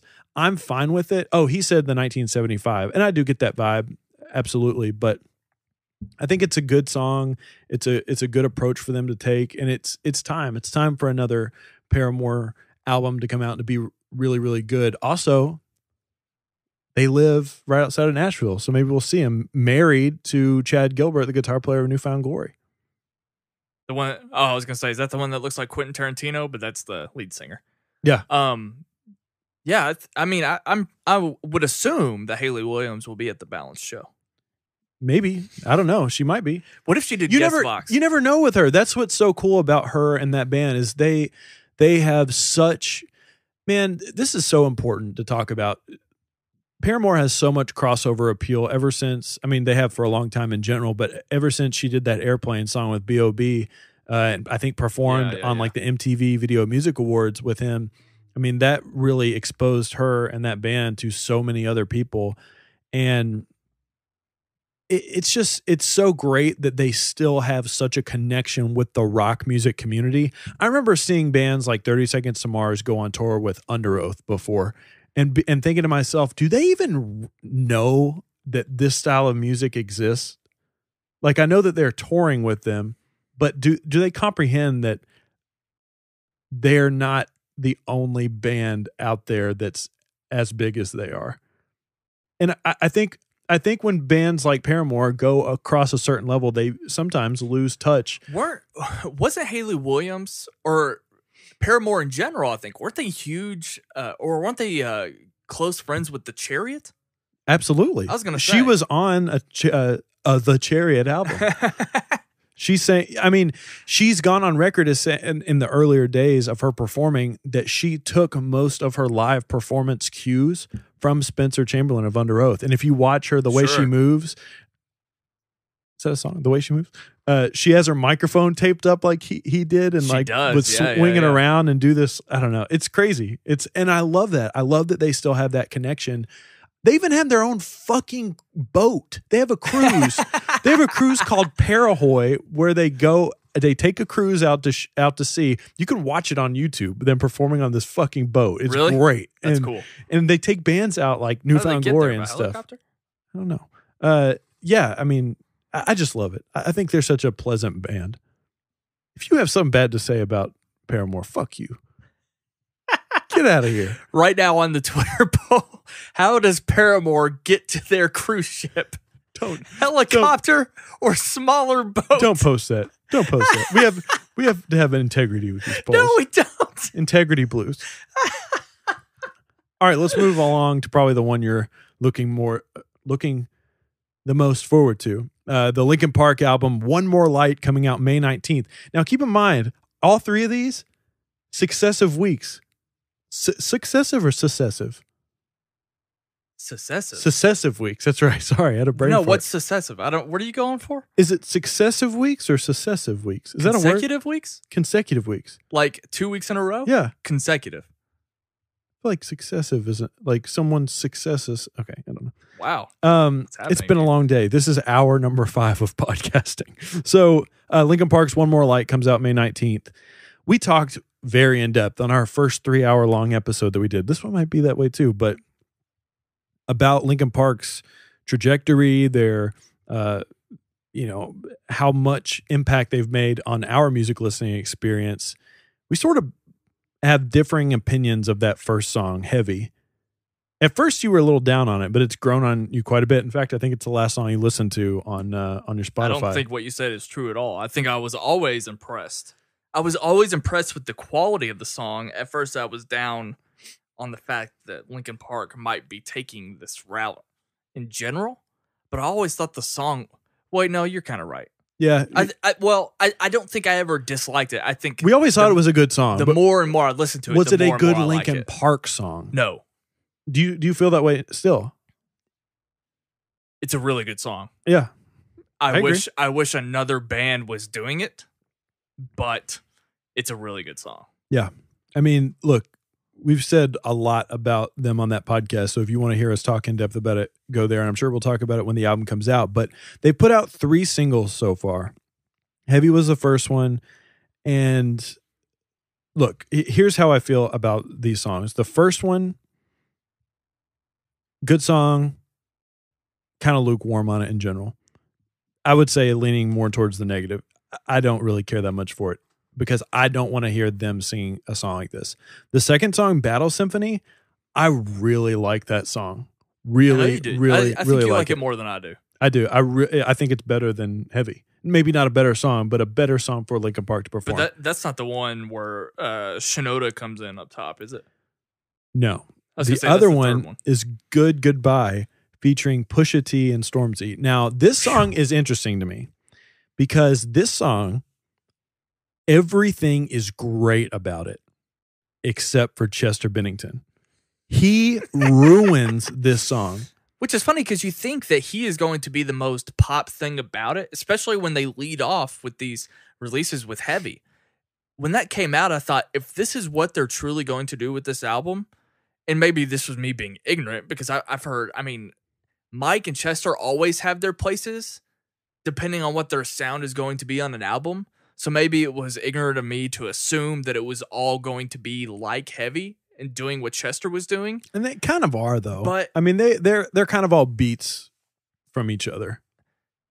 Well, I guess what I'm saying is I thought that Mike wasn't going to have a place at all. And this song totally turned it around. And not only did I not, like you said, not care about what Chester was doing, I thought it was the best Mike has ever been. I agree with you. Like, Mike he was more of a straightforward rapper, like in the terms of when Linkin Park was out, comparing him to another rapper at the time when like Ludacris was huge and people like Little John, like back in the early 2000s, like he could be laughed at from all of those people. They might not take him seriously because he's kind of straightforward. He doesn't rap about the hardcore life and shit. But the fact... The hardcore life. Why did you say that? Like the hardcore life and shit? What? Are you okay? Does coffee go into your head? My point is, I feel like Mike has a place, not only with what he's doing in Linkin Park, but he's sort of like transcended in a way based on this. It was a Mike that I had never heard of. You said it. Weird. This song made more than anything, made me want a Fort Minor album. Yes, because Fort Minor, it's one of those... Going back to what I said, it's kind of like people can easily look at it and think it was silly because you're trying to find a place for Fort Minor under a rap umbrella, and you're like, really? That's like the I don't know why I keep using the term or phrase ugly duckling, but it's like no one's gonna take that album seriously as a hardcore rap fan isn't going to care about that. But it was also pretty good. Sort of. It was good for what it was, though. You're forgetting the two features that were on it. Pusha T, I mean, big rapper. I don't know anything about those. He's the head of Good Music, which is Kanye's label, essentially. He's like the CEO. I mean, Kanye's like the CEO. But yeah, I mean, and Stormzy, the guy that's on it, is a prominent artist in grime music, which is UK, England hip-hop, their sort of version of it. Uh-huh. And sort of making a huge push to cross over. The fact that all three of these guys represent a different sort of take on rap and hip hop in this album. Let me just say this. That song almost made its way on my best standalone singles of the year because it was great. It's really good. Except Chester was trash. I wouldn't say he was trash as in like he was horrible. His performance wasn't bad. I think the point you're trying to make is that you don't need him. You don't want him on that song. It sounded like he was lonely in the corner while they were making the song, and they figured out a way to incorporate him. I just don't think you need him, or you don't want him on the. But he didn't do anything bad, but it just maybe felt a little wrong for the song. And I think most of it has to do with the approach. They're obviously taking a more pop-centric approach on this album. That's 100% the case. Now, we could be wrong. These could be like their 3 pop songs, and they could come out with some more aggressive songs as deeper cuts, but I don't think that's going to be the case for this. I just don't know if his voice and his approach and his style and his take fits with with this, I just don't, man. I just don't. I'm looking forward to this project. How comfortable. I'm looking forward to it just to hear the full body of work. Hopefully I'm wrong, but how comfortable are you with this direction that they're going now that we've gotten these 3 songs? And it seems to be the case that this is what this project is going to be. I've sort of been apart from Linkin Park for so long that I'm not as phased or affected by this transition. If anything, this might be what brings me back, because they're doing something a little bit more accessible and maybe less experimental. Like, at least there's some kind of like concrete definition of what this album might sound like versus was it Hunting Party was their last album, or I didn't know what the hell they were doing on that album. I had no I don't clue. think they knew what they were doing on I was that going to album. say. So I feel like they have more solid ground going into this project. And if anything, this might actually be what brings me back in and gets me a little bit more involved with what they're doing. So I'm surprisingly more open to it than, like, if this was the album that came out after Meteora. that's a pretty funny thought. For me, I don't know. I probably Which Minutes to Midnight wasn't a bad project, and they took kind of a left turn with that. Now here's the monkey wrench that I'm going to throw in this whole thing. With everything that I've said, all the worry, and I haven't been a huge fan of every single thing that they put out from this, I will say that in terms of, are these well-written songs? 100% they are. I think all 3 are actually really, really well written. They've written they've written good songs. If this album comes out and all of the songs are well written, even though on the surface I might scoff at most of it and shrug my shoulders and roll my eyes, it has the potential to stick with me. It has the potential to get stuck in my head, and I could keep coming back to it. I had that same approach the first time I heard That's the Spirit from Bring Me the Horizon. Okay. But that song, or that album, had I kept returning to it because of how catchy it was. And even though I thought some of the decisions they made were a little cheesy and corny, I just kept coming back to it. And the longer I spent with it, the more brilliant that I thought it was. This has the potential to do that same thing because, again, if you write a good song is a good song. And I could be completely wrong by the time I've spent more time with this thing. It's the one I'm most excited for on this list. Absolutely. Let's talk about one that I'm looking forward to incredibly, because this band was not on my radar. We documented this when we talked about them, but Alt J's Relaxer album coming out on June 2nd. I have been a really big fan of these 2 singles that have come out. The commentary around them from the greater music public has been how different they sound. I don't think they sound different at all. I think they sound about what you would expect from Alt J, all the way down to the sounds that they're using. They're using some of the same sounds that they've used in their past 2 albums, but they know how to write music like this. They know how to write they know how to write an Alt J song. I would hope so. My main criticism with Alt J is I don't know if they know how to write an Alt J album, because I think from front to back, both of their albums have been incredibly disjointed. And they never know what idea they want to go with. And I love albums that take you on journeys. They have highs, lows, slow parts, fast parts, energetic parts, chill parts. But they seem, you want to talk about changing channels. I mean, my God, I don't want a rock band to be changing channels. For those of you who don't know, I always talk about how Life with Pablo sounds like someone is actually changing channels in the middle of Kanye's songs. Like within an instant, it can have a completely different sound or noise, just completely catch you off guard. And I thought Bound 2 was very guilty of that when that came out. Absolutely. I agree with that. I can believe that. So the singles that have come out haven't necessarily made me feel any better about that fact. I'm sure I'll listen to it. I'm sure it'll be really, really good, but you can't really take how the full listening experience of an album, especially from a band this sort of experimental and avant-garde, there's no way to tell how the full album is going to go, but I'm very much looking forward to it. I've really enjoyed digging deep into this band this year. For those that don't know and haven't heard me talk about it, but this band was completely off my radar, and I sort of discovered them for the first time recently, or at least I dove deep recently, and I've been listening to them nonstop. Have these songs, how are you feeling about them? Because I think when we left off with you, when we not previewed it, but talked about the announcement of a new album, you were sort of waiting for your moment. You were waiting for that moment when Alt J grabbed you. Yeah, I'm still waiting. I haven't retained any of it. Okay, essentially, that's fair. Like since we talked about it, I don't even recall listening to them. Like the latest bands that we've talked about that are sort of like that are the XX and Alt J. They're just kind of, they've already escaped me. You played that one song, and I remember it being the binary song because their lyrics are literally 0101. But other than that, man, I'll listen to the album when it comes out, but I just haven't retained anything they've done at all. So it's great mood music. It's great to put on the background while you're doing other things. Nothing? no. Okay. You know yeah. how I feel about when you say it's mood music. I know. Maybe Because I think it's horrible criteria. maybe we'll listen to it on the way down to Nashville. Oh no.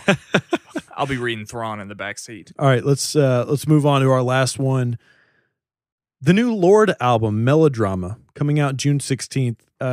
Another artist that I completely, not necessarily missed, but Lorde became popular when I wasn't paying attention to music that much and I was sort of jaded from it. And going back on it now, I wasn't hugely impressed. Most of the stuff that I had always heard from people who would talk about how great Lorde was how she was this really great and different and artistic female pop singer.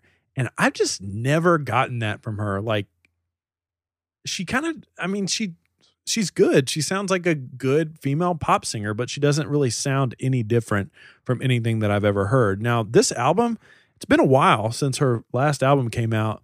And the singles that she's put out, Greenlight, that song we listened to off air, that song has really grown on me. That's a catchy song.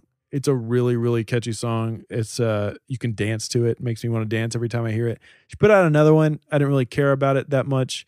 Did anything grab you when we listened to this song? I thought it was a pretty good song, actually. I have to confess, though, I get Lorde confused with a lot of these female artists that are out right now. Like, I couldn't tell you the difference between Lorde and Lana Del Rey. Yeah. I think there's another one I want to say on top of my tongue. I can't think of who it is, but there's a few of those. I just don't know the difference. And I'm not, this isn't sexist, I don't think, but I've always thought that music coming from males is more interesting because for the most part, there's more variety to the male voice. I agree with you. And part 100%. Part of that is just because I listen to such a wide variety of music that's probably overrun by males that I'm not giving it enough chance. But I think it's harder for a female voice to sound different from another female voice. And obviously there are standouts, but in this kind of group, in this sector that we're talking about, if you want to talk about Lorde or Lana Del Rey or whatever, I have a harder time. Like if you just played the song and I was, well, blindfolded, wouldn't do anything. But if I just heard the song, I couldn't tell one from the other. Right. I would have no idea. Churches another one like that? Is Churches in that same sector? I mean, they're is like that a female vocalist? They're like a semi-experimental pop. I'm trying band. to think. I don't remember if Churches has a female vocalist. I'm trying to think of who else is in that group. There's a few of them that I just don't know the difference between. Look, here's the thing about this. I agree with you 100%. I've always said it. A lot of female pop acts have a hard time breaking through because it's a very saturated landscape. And one of the biggest problems is that a lot of female pop acts, they don't go far enough outside of their own bubbles to be experimental. The artist Lapsley ended up in my top 10 album of the year last year, and she is incredible. She's got a very unique voice, and she also does a lot of really unique stuff with her production techniques. The issue with female pop, and especially Lorde to a certain extent, you mentioned Lana Del Rey. Of both of those artists, for me, Lana Del Rey is a far more experimental, artistic, avant-garde artist than Lorde is. but for whatever reason, I feel like Lorde gets that label a little bit more, kind of because a lot of people have labeled her like goth pop and stuff like that. And I don't buy that, man. Like her music sounds like straightforward pop music. I mean, it just does. If you're looking for experimental and very out there pop music that makes you think, I mean, I've said it before and I'll say it again, the 1975 is the type of band that does that. They write pop songs with layers to them, things that make you think about the production and interesting sounds and all this stuff. And Lorde just doesn't do that for me personally. That's not the aesthetic. Now, that doesn't take away from the fact that the song Greenlight is great, and I think she makes some great hit songs, but maybe let's package her a little bit different. Let's package her and sell her to people as this is just a great pop singer. We don't need to throw all this other shit. She's so dark. No, fuck that. She's just really, really good, and I'm interested to hear this album. Hopefully it does something different and it does stand out and it doesn't get lost in the mix for me personally, like it did, I guess, years ago when I just didn't care. You can follow us on Twitter at SightSoundPod. Twitter poll right now. Whose album are you looking forward to the most this summer between Paramore, Linkin Park, Alt J, and Lorde? I left At the Drive-In off. That's fair. You can only put 4. You can only put 4. But that pretty much does it. I mean, who knows? Who knows what other albums are going to drop this summer? I mean, shit, there could be another Drake project for all I know. I have no idea. Like another Kendrick. There's definitely not another Kendrick. He went on the record to say there wasn't another album on the horizon, but a ton of singles I'm sure are going to come out, and I know already there's going to be like at least 2 albums that are going to come out that we just had no idea about. I also left the new Fleet Foxes album off that list, but there's not a ton you can say about that band. So fair enough. Yeah. Sounds good. Let's take one more break. We'll come back. We'll wrap things up with television. I'm not sure how people listen to Sight and Sound every single week, whether it's on our YouTube page or it's on SoundCloud or you subscribe to the podcast itself. But if you're not subscribed to the podcast and you're listening to this right now, make sure that you know that every single week we bring you Sight and Sound Weekly, of course, but then we kind of break off and do our own little thing. We have Sight and Sound music episodes hosted by yours truly. Obviously, Ryan's got you covered in Sight and Sound movies, and we've even got Sight and Sound television. We do this weekly thing every single week, but for people looking for a little bit more content, we break it down to each individual categories that we talk about. Make sure you're subscribed on our podcast feed or on YouTube or however you find this podcast, and be on the lookout for our standalone episodes.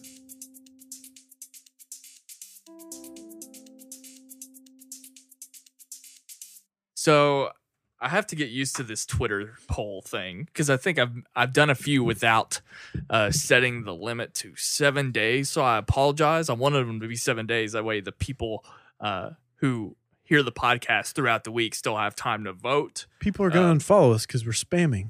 No, not at all. So anyway, my apologies. It's the first time and I've just forgotten to put 7 days. Thank you for the response. I was very skeptical about this. I cannot wait to reveal the results at the end of the show. Yeah, so that's such a Jay thing. Anytime Ryan Snelling presents something for the podcast or for the brand, it has to be the most like scrutinized or like well thought out thing. But it does. You can just introduce anything you want to Sight and Sound. Hopefully the success of this Twitter poll will be like the mirror of the success of our Patreon. We'll find success in that as well. Jay will present an idea to me. Hey, how about we do this? And if I don't like it, it doesn't matter. Gonna happen anyway. But it doesn't work. It doesn't work the same way for me. But anyway, things you do, not typically, for the most part. Sometimes they don't always finish pan that out. sentence. So let's preview TV for the summer of 2017. Never seen it. We have we kind of came together on this. This was kind of a weird, like April right now is awesome for TV. Yeah. I would actually love to talk about 5 shows. It's been from a April. great year of TV so far. Yeah. And we also, I think we need to state this like we sort of stated for music. We're not completely aware of everything that's going to come out. There could be a surprise Netflix drop TV show that wasn't necessarily on the radar Right. that could be great. I mean, who saw? I mean, we knew about 13 Reasons Why, but who saw a hit or The a success like yeah, absolutely coming out. We are going to cheat. Our first one right out of the gate actually premieres April 30th. Like our criteria for this podcast was basically May through August, but it's one day. Okay. American Gods. This brand new show coming out based off how do you pronounce his last name? Neil Gaiman? Neil Gaiman. I believe that's right. Based on the Neil Gaiman novel. It's going to premiere on Starz April 30th. I subscribe to Starz purely for this show, and I'm very hyped to watch this. I think that this is just another glowing example. The TV just gets bigger and bigger by the year, and based on the trailer that we got, some of the visuals look great. It looks like nothing is really holding them back, and I don't know a whole lot about the show, but I'm just intrigued by it. The existence of it, what we got from the trailer. I wanted to say Shane Black, Ian McShane. Yes, at the front of it, Ian McShane's always awesome. Game of Thrones, Ian McShane. One of the dumbest things that anybody's ever gotten excited. No, I think it's great, but it's one of the dumbest things that anybody's ever gotten excited. I remember people saying it was game changer. It was Phil. Phil said, "Oh, Ian McShane, season 5 Game of Thrones. This is going to be the greatest season ever." Which, for the most part, he's right, but don't lead it off. Yeah, don't lead it off with him. I mean, holy shit. Anyway, I haven't read the book. I don't know a whole lot about Neil Gaiman. That might be blasphemy to some people, but very like in the pantheon of especially modern fantasy type sci-fi is not the type of word, but the fantasy writers, I mean, obviously there's so many great so many great television shows that come from book properties. This was one of the guys that people have been crying out for. Make Neil Gaiman stuff into television. They worked real hard to bring Sandman to life. Joe Levitt was behind it for a long time, and it's just gone through production. It's been through production hell for several years, and that's not getting off the ground. And I know there's a lot of people that are a fan of Neil Gaiman, but I haven't been given a lot of access to his work. Maybe I've been given it, but I haven't given it a shot. But anyway, I don't know, man. I think this is the one though, and I'm really, really excited. For those of you who don't know, you can actually get a Starz a month free trial via Amazon Prime. So if you subscribe to it on Amazon.com, you can access it through the Amazon Prime or Amazon Video app. I don't know if you have it on what do you call it, Fire Stick or what have you, but I have it on my Xbox One. If you have an Apple TV, you can take your phone. It's not on Apple TV, but you can take your phone and push stream it from your phone to your TV. The quality is still great. It's fine. Yeah, man. I don't know a whole lot about it other than the fact that it's in a world where gods come to life because people believe in them. Sort of, yeah. And I'm just fascinated by that. I love it. And it's sort of a hybrid between mythology, like Greek type of mythology, where you have multiple gods, stuff like that. But it's also taking into consideration modern reality and the modern world. Like, for instance, one of the gods is the tech god, like the head of technology, which sort of rules our world today. And that's fascinating for people. If people ever thought to themselves, man, wouldn't it be cool to tell a Game of Thrones type of story set in modern day, modern era? That's what American Gods essentially is to a certain extent. Do you understand how I might arrive at the conclusion that this is sort of the other side of the coin of The Leftovers? To a certain extent, this show is all mythology. It's like it's not about the people that are left, but it might be about the people that caused something like something otherworldly or cosmic, like the sudden departure might be. I think that I can see where you're drawing that conclusion. I think that's a very interesting approach to watching the show for sure.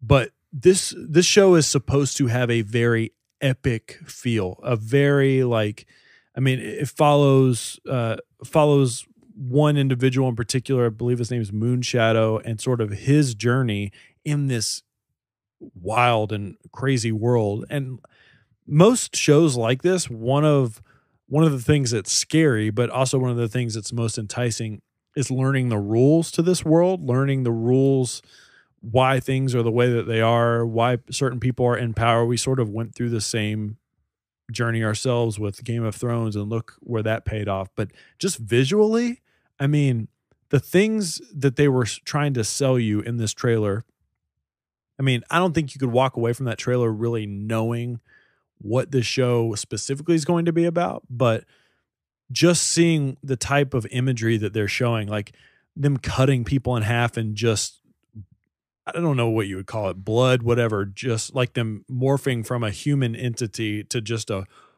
gush of water and blood or whatever, Right. is crazy imagery. There was like a picture of a buffalo with flaming eyes. What's that about? Some crazy shit.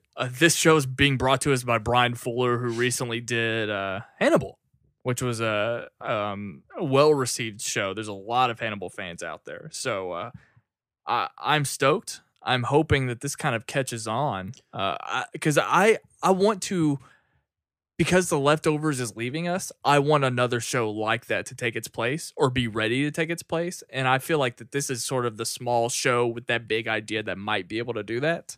So I hope that we'll probably do a pilot review or season premiere review like next week. But I don't know, man. I'm pretty excited to watch it. So. I think I know so many channels out there and content producers, and there's so many of them. We're absolutely spoiled for how many avenues are giving us great content, but so many of them are looking for their Game of Thrones. They've got money to spend, and they want to spend it on something for people to really grab onto. I mean, Netflix did it with what was the one that they did that Marco Polo. Marco Polo spent a ton of money trying to make that their Game of Thrones, and that seems to be what Starz is doing here. I think it's a great bar to set. I think it's something that Game of Thrones has done very, very well, and there's going to be a space left open for that. I think a lot of people thought Westworld might be that. That's obviously not that show. I'm sorry, that's obviously not what that show is, and I'm not just saying that because I didn't care for it, but if anybody were to come to me and say, hey, Westworld could be the new Game of Thrones, after watching season 1, that's not what that show is. That is a psychological The best Game show. of Thrones knockoff is probably Vikings. Yeah. Oh, absolutely. Absolutely. But this has a potential, it seems like, at least visually and from what they're pitching us, seems to be that next thing. We talk about it all the time, that TV shows nowadays are so cinematic and how they're packaging them and delivering them to us. This show has that. This show looks very cinematic. It looks very over the top and bombastic, and I'm excited. I'm excited to watch it for sure. Absolutely. Going the complete other direction, we have season 2 of Master of None coming out on Netflix, and this was actually a show that may or might not actually belong on this list. Like, if this summer was any more, like, slightly more exciting, I don't think Master of None sees the light of day on this list. Yeah. Look, we don't talk about a lot of comedies here, but I have a lot of strong opinions on comedies, and I didn't mind Master of None the first season. When I watched it, I thought it was funny and I thought it was good, but my only thing with Master of None is I don't know if it really provides us anything. Like, it's just a funny show, and funny shows need to exist on TV, but I don't think it's pushing the boundaries. I don't think they're doing any, I don't think it's not Atlanta, you know? The show for me never was touching on anything that was making me laugh to cut through social commentary. It was just kind of a funny show that Netflix put out with very, the way the show was produced and directed, and it looks really good, and it seems to have a lot of money behind it. Looks like they're going to be in Europe, but I don't really know how much I could say other than that. This is maybe Aziz Ansari's Anthony Bourdain season. I mean, the whole season just kind of feels like a Euro trip. Yeah. Which the first season was about this struggling actor trying to find his place as an Indian American. And I thought he was doing a lot of interesting things with that. But if it's just about a vacation and a Euro trip, and this might, again, be ignorant because I don't know a whole lot about it. But granted, the trailer doesn't give you a lot because it's just visuals set to a song. Maybe it just automatically loses that flair. Yeah. And it's interesting that you said TV needs funny shows. I don't think this show is laugh out loud funny. It's not. And I don't think they it's don't have supposed to be. I don't think it's supposed to be. Louis not like that for the most part. You're not cackling at every single thing that happens. I cackle a lot more at Louis than I do Aziz. Yeah, for sure. But it is a weird show, and sometimes, and usually, I would criticize a show for being weird for the sake of being weird. But I think I don't think it's that. I just think it's different in a good way. Do you think it has that aesthetic to it, to where, like, I think. Do you get Louis vibes ever from Master of None? I mean, I would say, when I saw the very first trailer from season 1, I thought this was Aziz Ansari's answer to Louis. Absolutely. Like, had the absurdity factor and whatnot? Well, just the fact that Louis sort of opened the door for this type of show to exist. It seemed to be a little bit more straightforward than that. I mean, this is, definitely. But Aziz Ansari being the one, like, behind this show, if Louis doesn't exist, I don't know if Aziz does this show. We said the same thing about Atlanta. Exactly. And I think they all have their place. I like the show and appreciate the show for that. Yeah. But going back to my original point, I mean, I think it's only on the list because there's nothing else.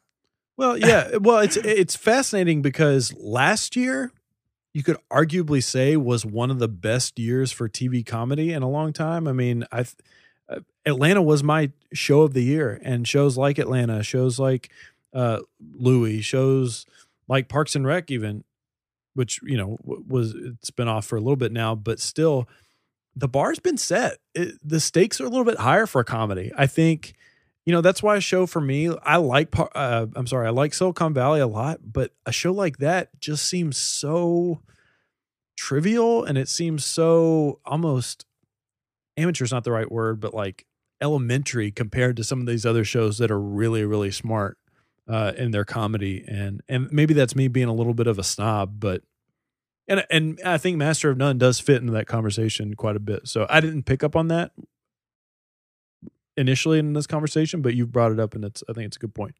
Unfortunately, the thing about Master of None is, again, talking about how strong TV was last year, Master of None was the show I forgot about. Oh, yeah. It's like we were watching in this season 2 trailer, they were showing all those shots of him on dates. Yeah. I forgot what happened to him and his love interest from season 1. I've even forgotten her name. And I actually really enjoyed the episode of them living their life in the apartment. I think that I remember talking about it amongst friends when that came out, and a lot of people didn't care for that episode because it was all relationship stuff, but I actually really liked it. But I've forgotten. Yeah, it might have been a good, not great show. It's just, I may need to update my opinion on it. I think It's a little forgettable.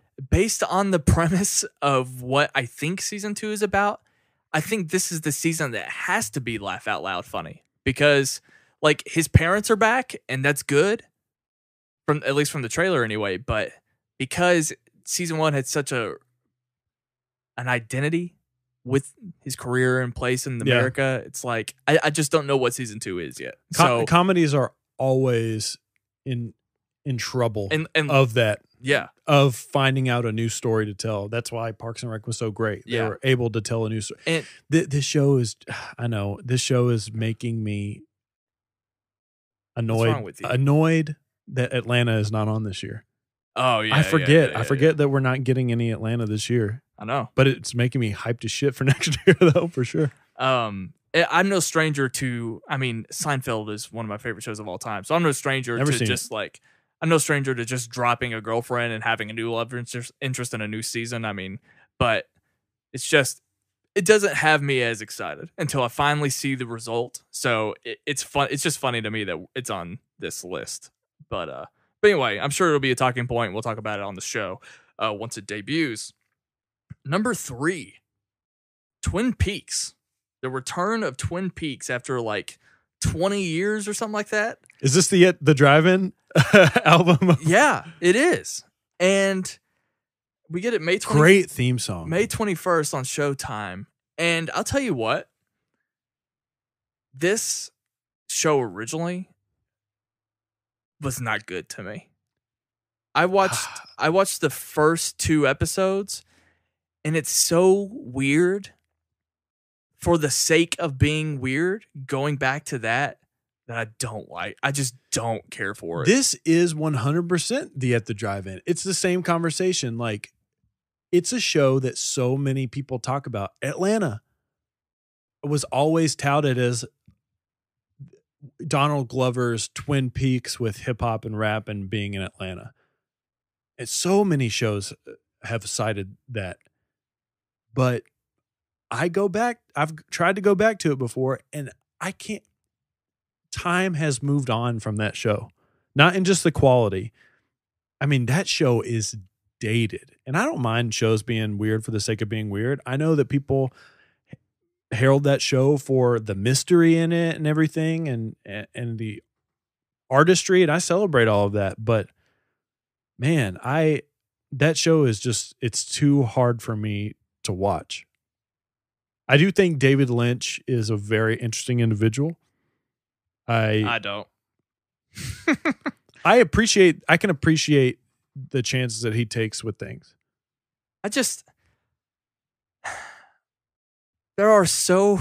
Can I watch this season without watching the other 2 seasons? I'm sure you can. I'm sure it's gonna have that attitude. Yeah. But then again, like, because it's Twin Peaks, it's already maybe built that way. Couldn't we like, just reboot it? Not even on purpose. I think this is a reboot. From my understanding, I think it's everything. They're bringing back like the same cast because of the way because Twin Peaks is such a unique show. I feel like it's all of the above. Yeah. Like, I feel like it's going to give diehard fans everything they want, and I feel like it has every reason to bring on new fans too. It's just such a weird thing to talk about. Those trailers, quote unquote trailers that we watched, they were doing the exact same thing that I complained about the Guardians trailer. They're just showing, hey, look, it's your old friends again. Like, there's nothing to take from that. People driving around, pictures of dead deer and dead rabbits, David Lynch eating a fucking donut, like a guy walking out of the shadows. Like, what am I supposed to take from that? I mean, I get it. Like, I'm probably not the demographic here for this, but it's also not saying you've got to watch season 1 and season 2. Twin Peaks is back. Again, one other thing. Why is Pitchfork covering this? Every news. Did anyone know that Pitchfork was covering this? I did. Every single news bit that dropped about this show. You know where I found out about it first? A fucking music website. Do they ever post about TV or movies? Ever? Unless it's Hans Zimmer? Like Atlanta, they talked about a little bit. Every now and then they do. But stay out of our space. Stay over there. Well, why don't you guys get a podcast? Actually your space. Get a podcast. We'll do work your for podcast. you. Yeah, we'll work for you. Get a podcast with us. Just peeked out. It's okay. Quiet. Settle down. You peeked out. You're on top. Genius. I'm always on top. Anyways, all right. At Sight Sound Pod, is Twin Peaks popular because it's weird for the sake of being weird? Number 4. If this was a popularity contest, this would be number 1. But it's number 4 because it comes out July 16th. Game of Thrones, man. I've got a throner right now. Anytime we talk about Game of Thrones, I have to stand up. I was going to say, we did that stand-up podcast. It was one of your favorite podcasts that we've ever done. And you are actually standing up for this. I am. I'm setting a precedent. You put your microphone stand down. How do you feel right now? You won't make eye contact with me because I'm looming over you. That's weird. I'm not going to stand up. I'm going to continue to stay seated. Like a giant beyond the wall. Yes. Here I stand. And I will be Bran, paralyzed, sitting down. I'm not going to drag you places. You I already do. I'm tired of carrying you on my back. My God. I mean, what is there to say, man? We don't even have a trailer yet, but it's like everyone is just ready for this everyone's just ready for this to happen. We've been waiting even longer. Well, I should say the diehard fans who have watched it year to year have been waiting for this longer than any other year. Unfortunately and fortunately, both, I'm just now getting caught up on this. So, anyway, I'm really, really excited for this. I'm a little snooty about this show because this is the show that, and for whatever reason, who would have ever guessed that Game of Thrones is the show that would have reached out and touched everybody else? We talk a lot about crossing over and crossover appeal. This show is the definitive. This show is the definitive example of that. I mean, Game of Thrones is taken in by virtually everyone, and it kind of annoys me a little bit. Like, I don't want Game of Thrones to be the only show that Christian Harloff watches. I don't want to hear John Campea talking about Game of Thrones. All right, if you're not on TV talk all the time, if you're not in the TV space, stay out. It's like Pitchfork talking about Twin Peaks. I don't know what the hell you're talking about. And I also don't agree. You're being crazy. I'm just saying, like, this is the type. I love Game of Thrones. I think it's great. I loved getting caught up with it this year. I remember you thought it was masturbatory. There are like times, The Walking Dead. There are times when it is 100% masturbatory. That you just sort of reiterated my take. This is a show I don't want to be talking to people at work about. You sort of reiterated my point all along before I got onto the Game of Thrones bandwagon, which was I just don't understand why this is the show. For so long, when people said that Game of Thrones was their favorite show, I honestly thought, do you actually understand what's going on? Because I feel like you're too dumb to appreciate this type of show. Well, I feel like that was my honest take. It blew my mind that something so, what was supposed to be niche, because complex. God forbid I had no idea these were even books before the show came on. And I also didn't know that there were fans behind the books. So what on earth about this weird TV show on HBO made it the biggest show on television? I didn't understand it, and I questioned it. I absolutely questioned this for years, much like I did Lost. And here I am, several seasons into it, finally catching up on it, wishing that I was claiming it all along as one of my favorite shows on TV. So I'm kind of kicking myself. But I do have a hypothesis behind that. I think that people that live their day-to-day, going back to the first conversation we had, the people who are living that boring married life with the kids and all that stuff, they don't have time to get out to the comic book store. They remember the days when they were playing Dungeons and Dragons and going to Star Wars for the first time. They can't find a babysitter for for their shitty kids to go see the new Star Wars movies. This is movie cinema level quality TV shows, fantasy, science fiction type of things that's delivered to you on your television. And that, I think it does appeal to the inner geek in all of us, Ryan. I still don't want to talk to you about, I want to talk to you, but I don't want to talk to everyday Joe Schmo about their crappy Game of Thrones theories. But it's a smart show. But you'll talk to people on Twitter about it. Absolutely. It also has the appeal to it that is that quote unquote masturbatory sort of thing. People just want to see who's going to die next. I don't. They want to see the train wrecks go on, and that's fine. That show caters to so many people. I don't know who are the people who do the show. Lord Miller. I don't know. Two people. Two random people. Weiss and Benioff. Whoever they are. Some names. They know what they're doing, and they're really good at doing it.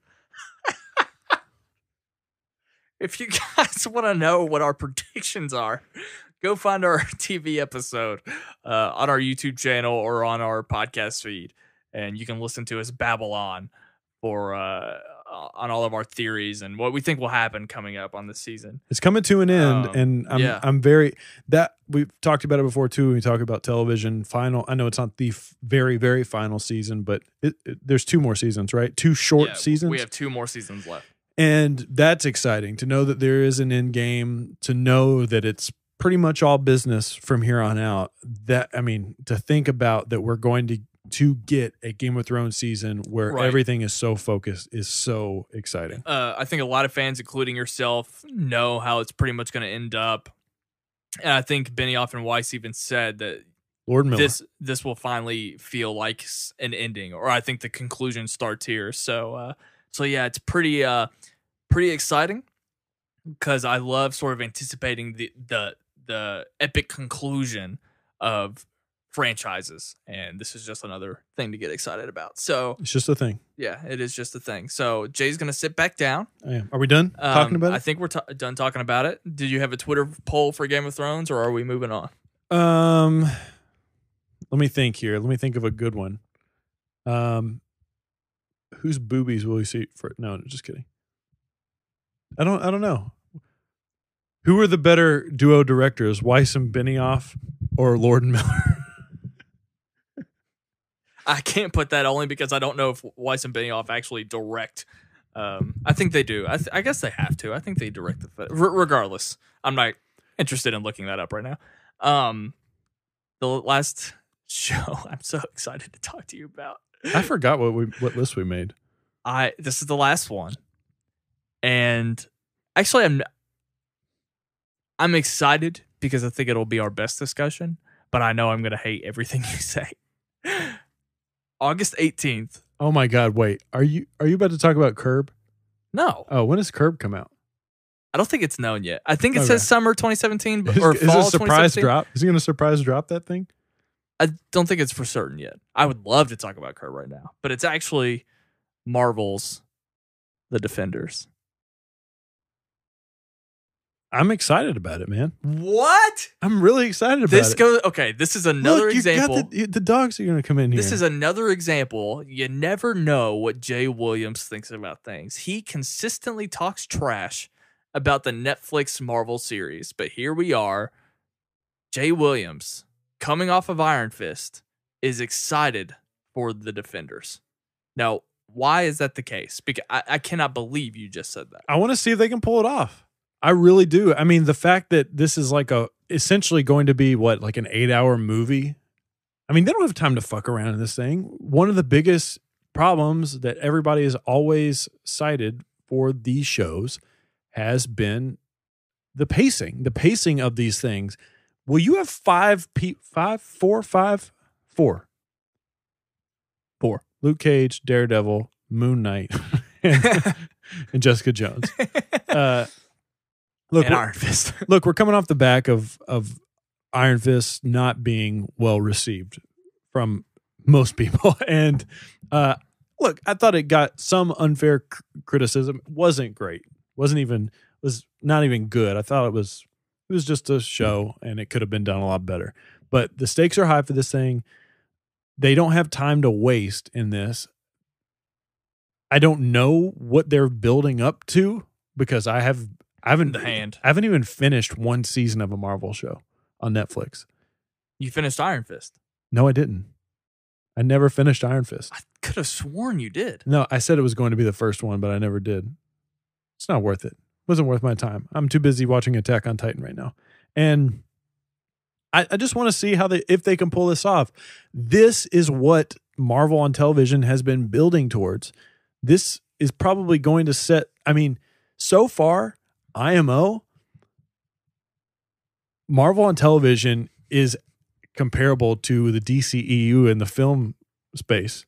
No. I mean, it just is like, no. If they've got to get this right, man, they've got to. If they don't, they're going to have to they're going to have to switch gears. I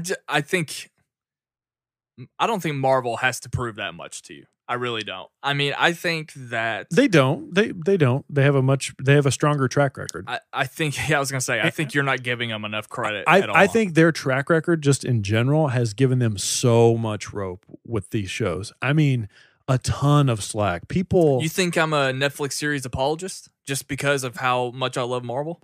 A little bit. Now, don't get me wrong. I think Daredevil is really, really good. It could be a lot better, in my opinion, but it's really, really good. You still haven't seen season 2. I haven't seen season 2, and I need to. I'm more excited for Punisher than I am for Defenders. Hey, though. Punisher. Even though I haven't even seen Punisher in the season 2. I wish Punisher was coming out this summer. Punisher sounds like a badass television show. I can't wait. I really can't wait for Punisher. But that's not what we're here to talk about. But the thing about this, we talked about the fact that it's only 8 episodes and it's gonna be great for the pacing. But I hate how disconnected all of these things are despite being in the same universe. I hate that they reference the movies, the Marvel movies, as if they're a part of another studio and they can't actually reference them.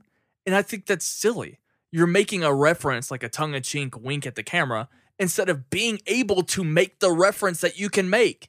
Like, I think it's a stupid tease. It's a tease for no reason. Like, they're also disjointed from within their own universe. I mean, so I saw an article today about how they were wondering why Rosario Dawson didn't call Matt Murdock at any point during Iron Fist. Yeah, I mean, the only crossover we've had is Luke Cage and Jessica Jones. And that was done pretty well from what I saw of it. And that worked. And that was a good call. And I wish that they took that approach at any other point. Yeah. Like, and that's why I think I love Daredevil and Punisher so much, is that they embrace the fact that they have all of these things at their disposal. And you could have made Iron Fist a lot more interesting. And some might argue, well, you're getting that with the Defenders. But we've already seen them do it with Daredevil and Punisher and Luke Cage and Jessica Jones. I mean, it's like, and not having Jessica Jones and Luke Cage. What? So I understand what Rosario Dawson's, what Claire Temple's purpose is, to be sort of like the Nick Fury of it all. But it's like, it just doesn't make sense at the same time. It's like you're afraid to connect them. And I'm even more okay with them staying disconnected from the movies, because those movie schedules, the film schedules, are way different than filming a TV show. So it might actually be hard to align those things. At least keep it consistent within the TV shows. And they don't even do that. And that's what I finally want to see, is the fact that they're all in the same city. They're finally going to cross paths with each other.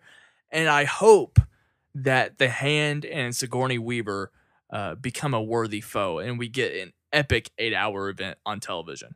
Yeah, this show, I think for me, on the surface at least, sounds super, super promising. The unfortunate thing is, I would say at least 3 of the 4 shows have all had missteps, I think is the fair way to put it.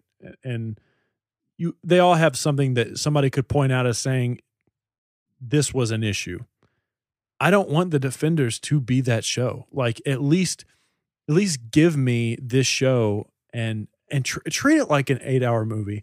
Oh my God. I hope to God, like, the first 4 episodes aren't just them connecting for the first time.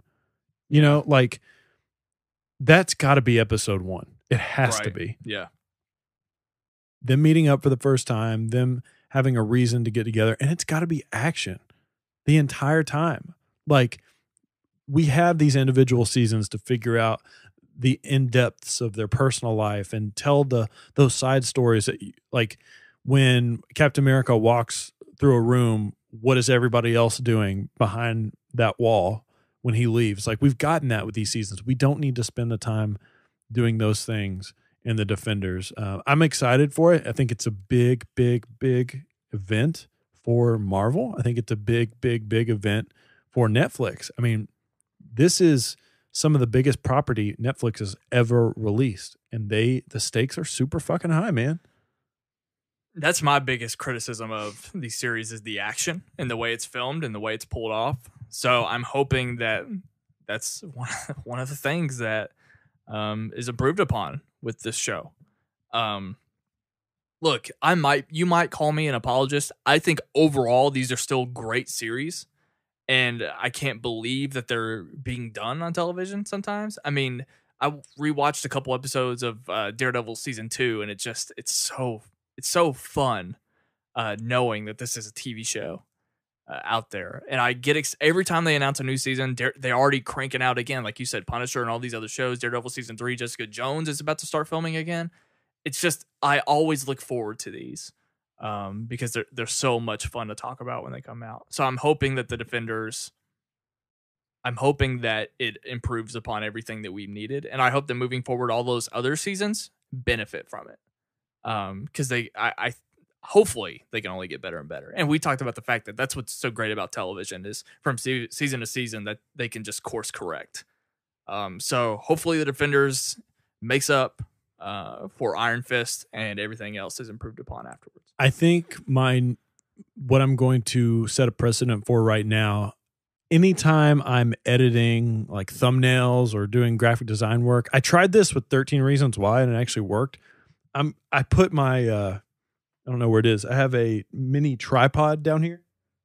It's like a selfie stick / tripod, and I put my my phone mount on here, and I mounted my phone here, and I watched 13 Reasons Why while I was designing. I think I'm going to do that for Daredevil and some of the other Marvel shows, just so I can crank them out in time for the Defenders to drop. But I am excited. I'm excited, and hopefully all the best, man. I mean, there is never a conversation that we'll have on this podcast where I don't want anything to succeed. I want everything that we talk about to succeed in one way, shape, or form. But just so far, it's been a tumultuous ride. I think that's a fair thing to say with the Marvel Netflix shows in general.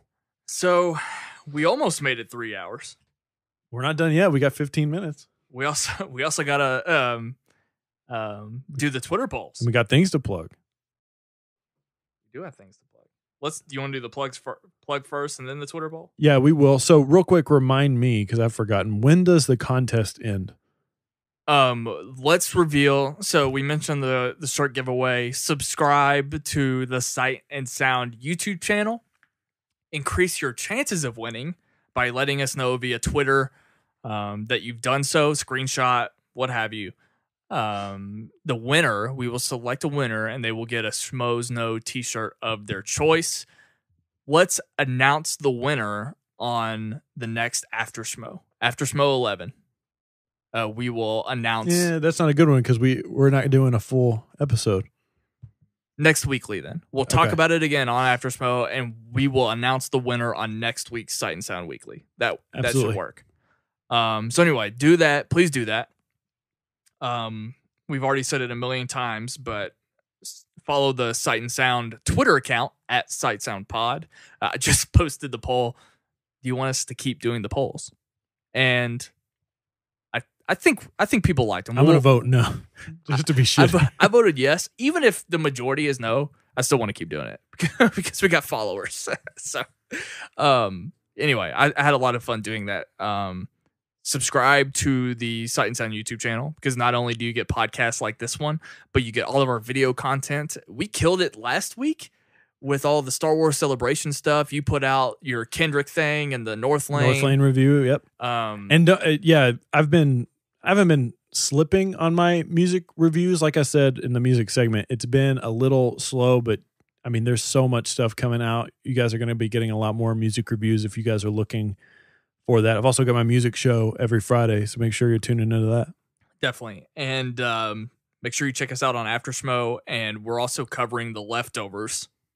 We're going to be recording a recap or after show later tonight, and that'll be up on our feed as well. So if you're watching The Leftovers, make sure you find that episode with us. We're going to be talking about episode 2 of season 3, and download the TV Showtime app because that's where TV fans go to talk about their favorite shows. It's a lot of fun. I converted my friend Goodman. He is now a TV Showtime user, and he's having a lot of fun with it. There you can follow your favorite shows and talk to people who are watching the episodes with you. And that's also where our podcast is featured. So it's pretty cool. Yeah, big shout out to everybody that listened to the Leftover stuff. Hopefully you guys are hearing this right now. That was one of our big goals in distributing Sight and Sound content on the TV Showtime app, is that maybe you guys will discover the rest of our podcasts and subscribe. It's a lot of stuff that we're doing, and we want to do a lot more. I tease it a little bit at the top of the show, but we are sort of batting around the idea of Patreon, some sort of thing to sort of push the podcast to a new level. We want to go video for you guys.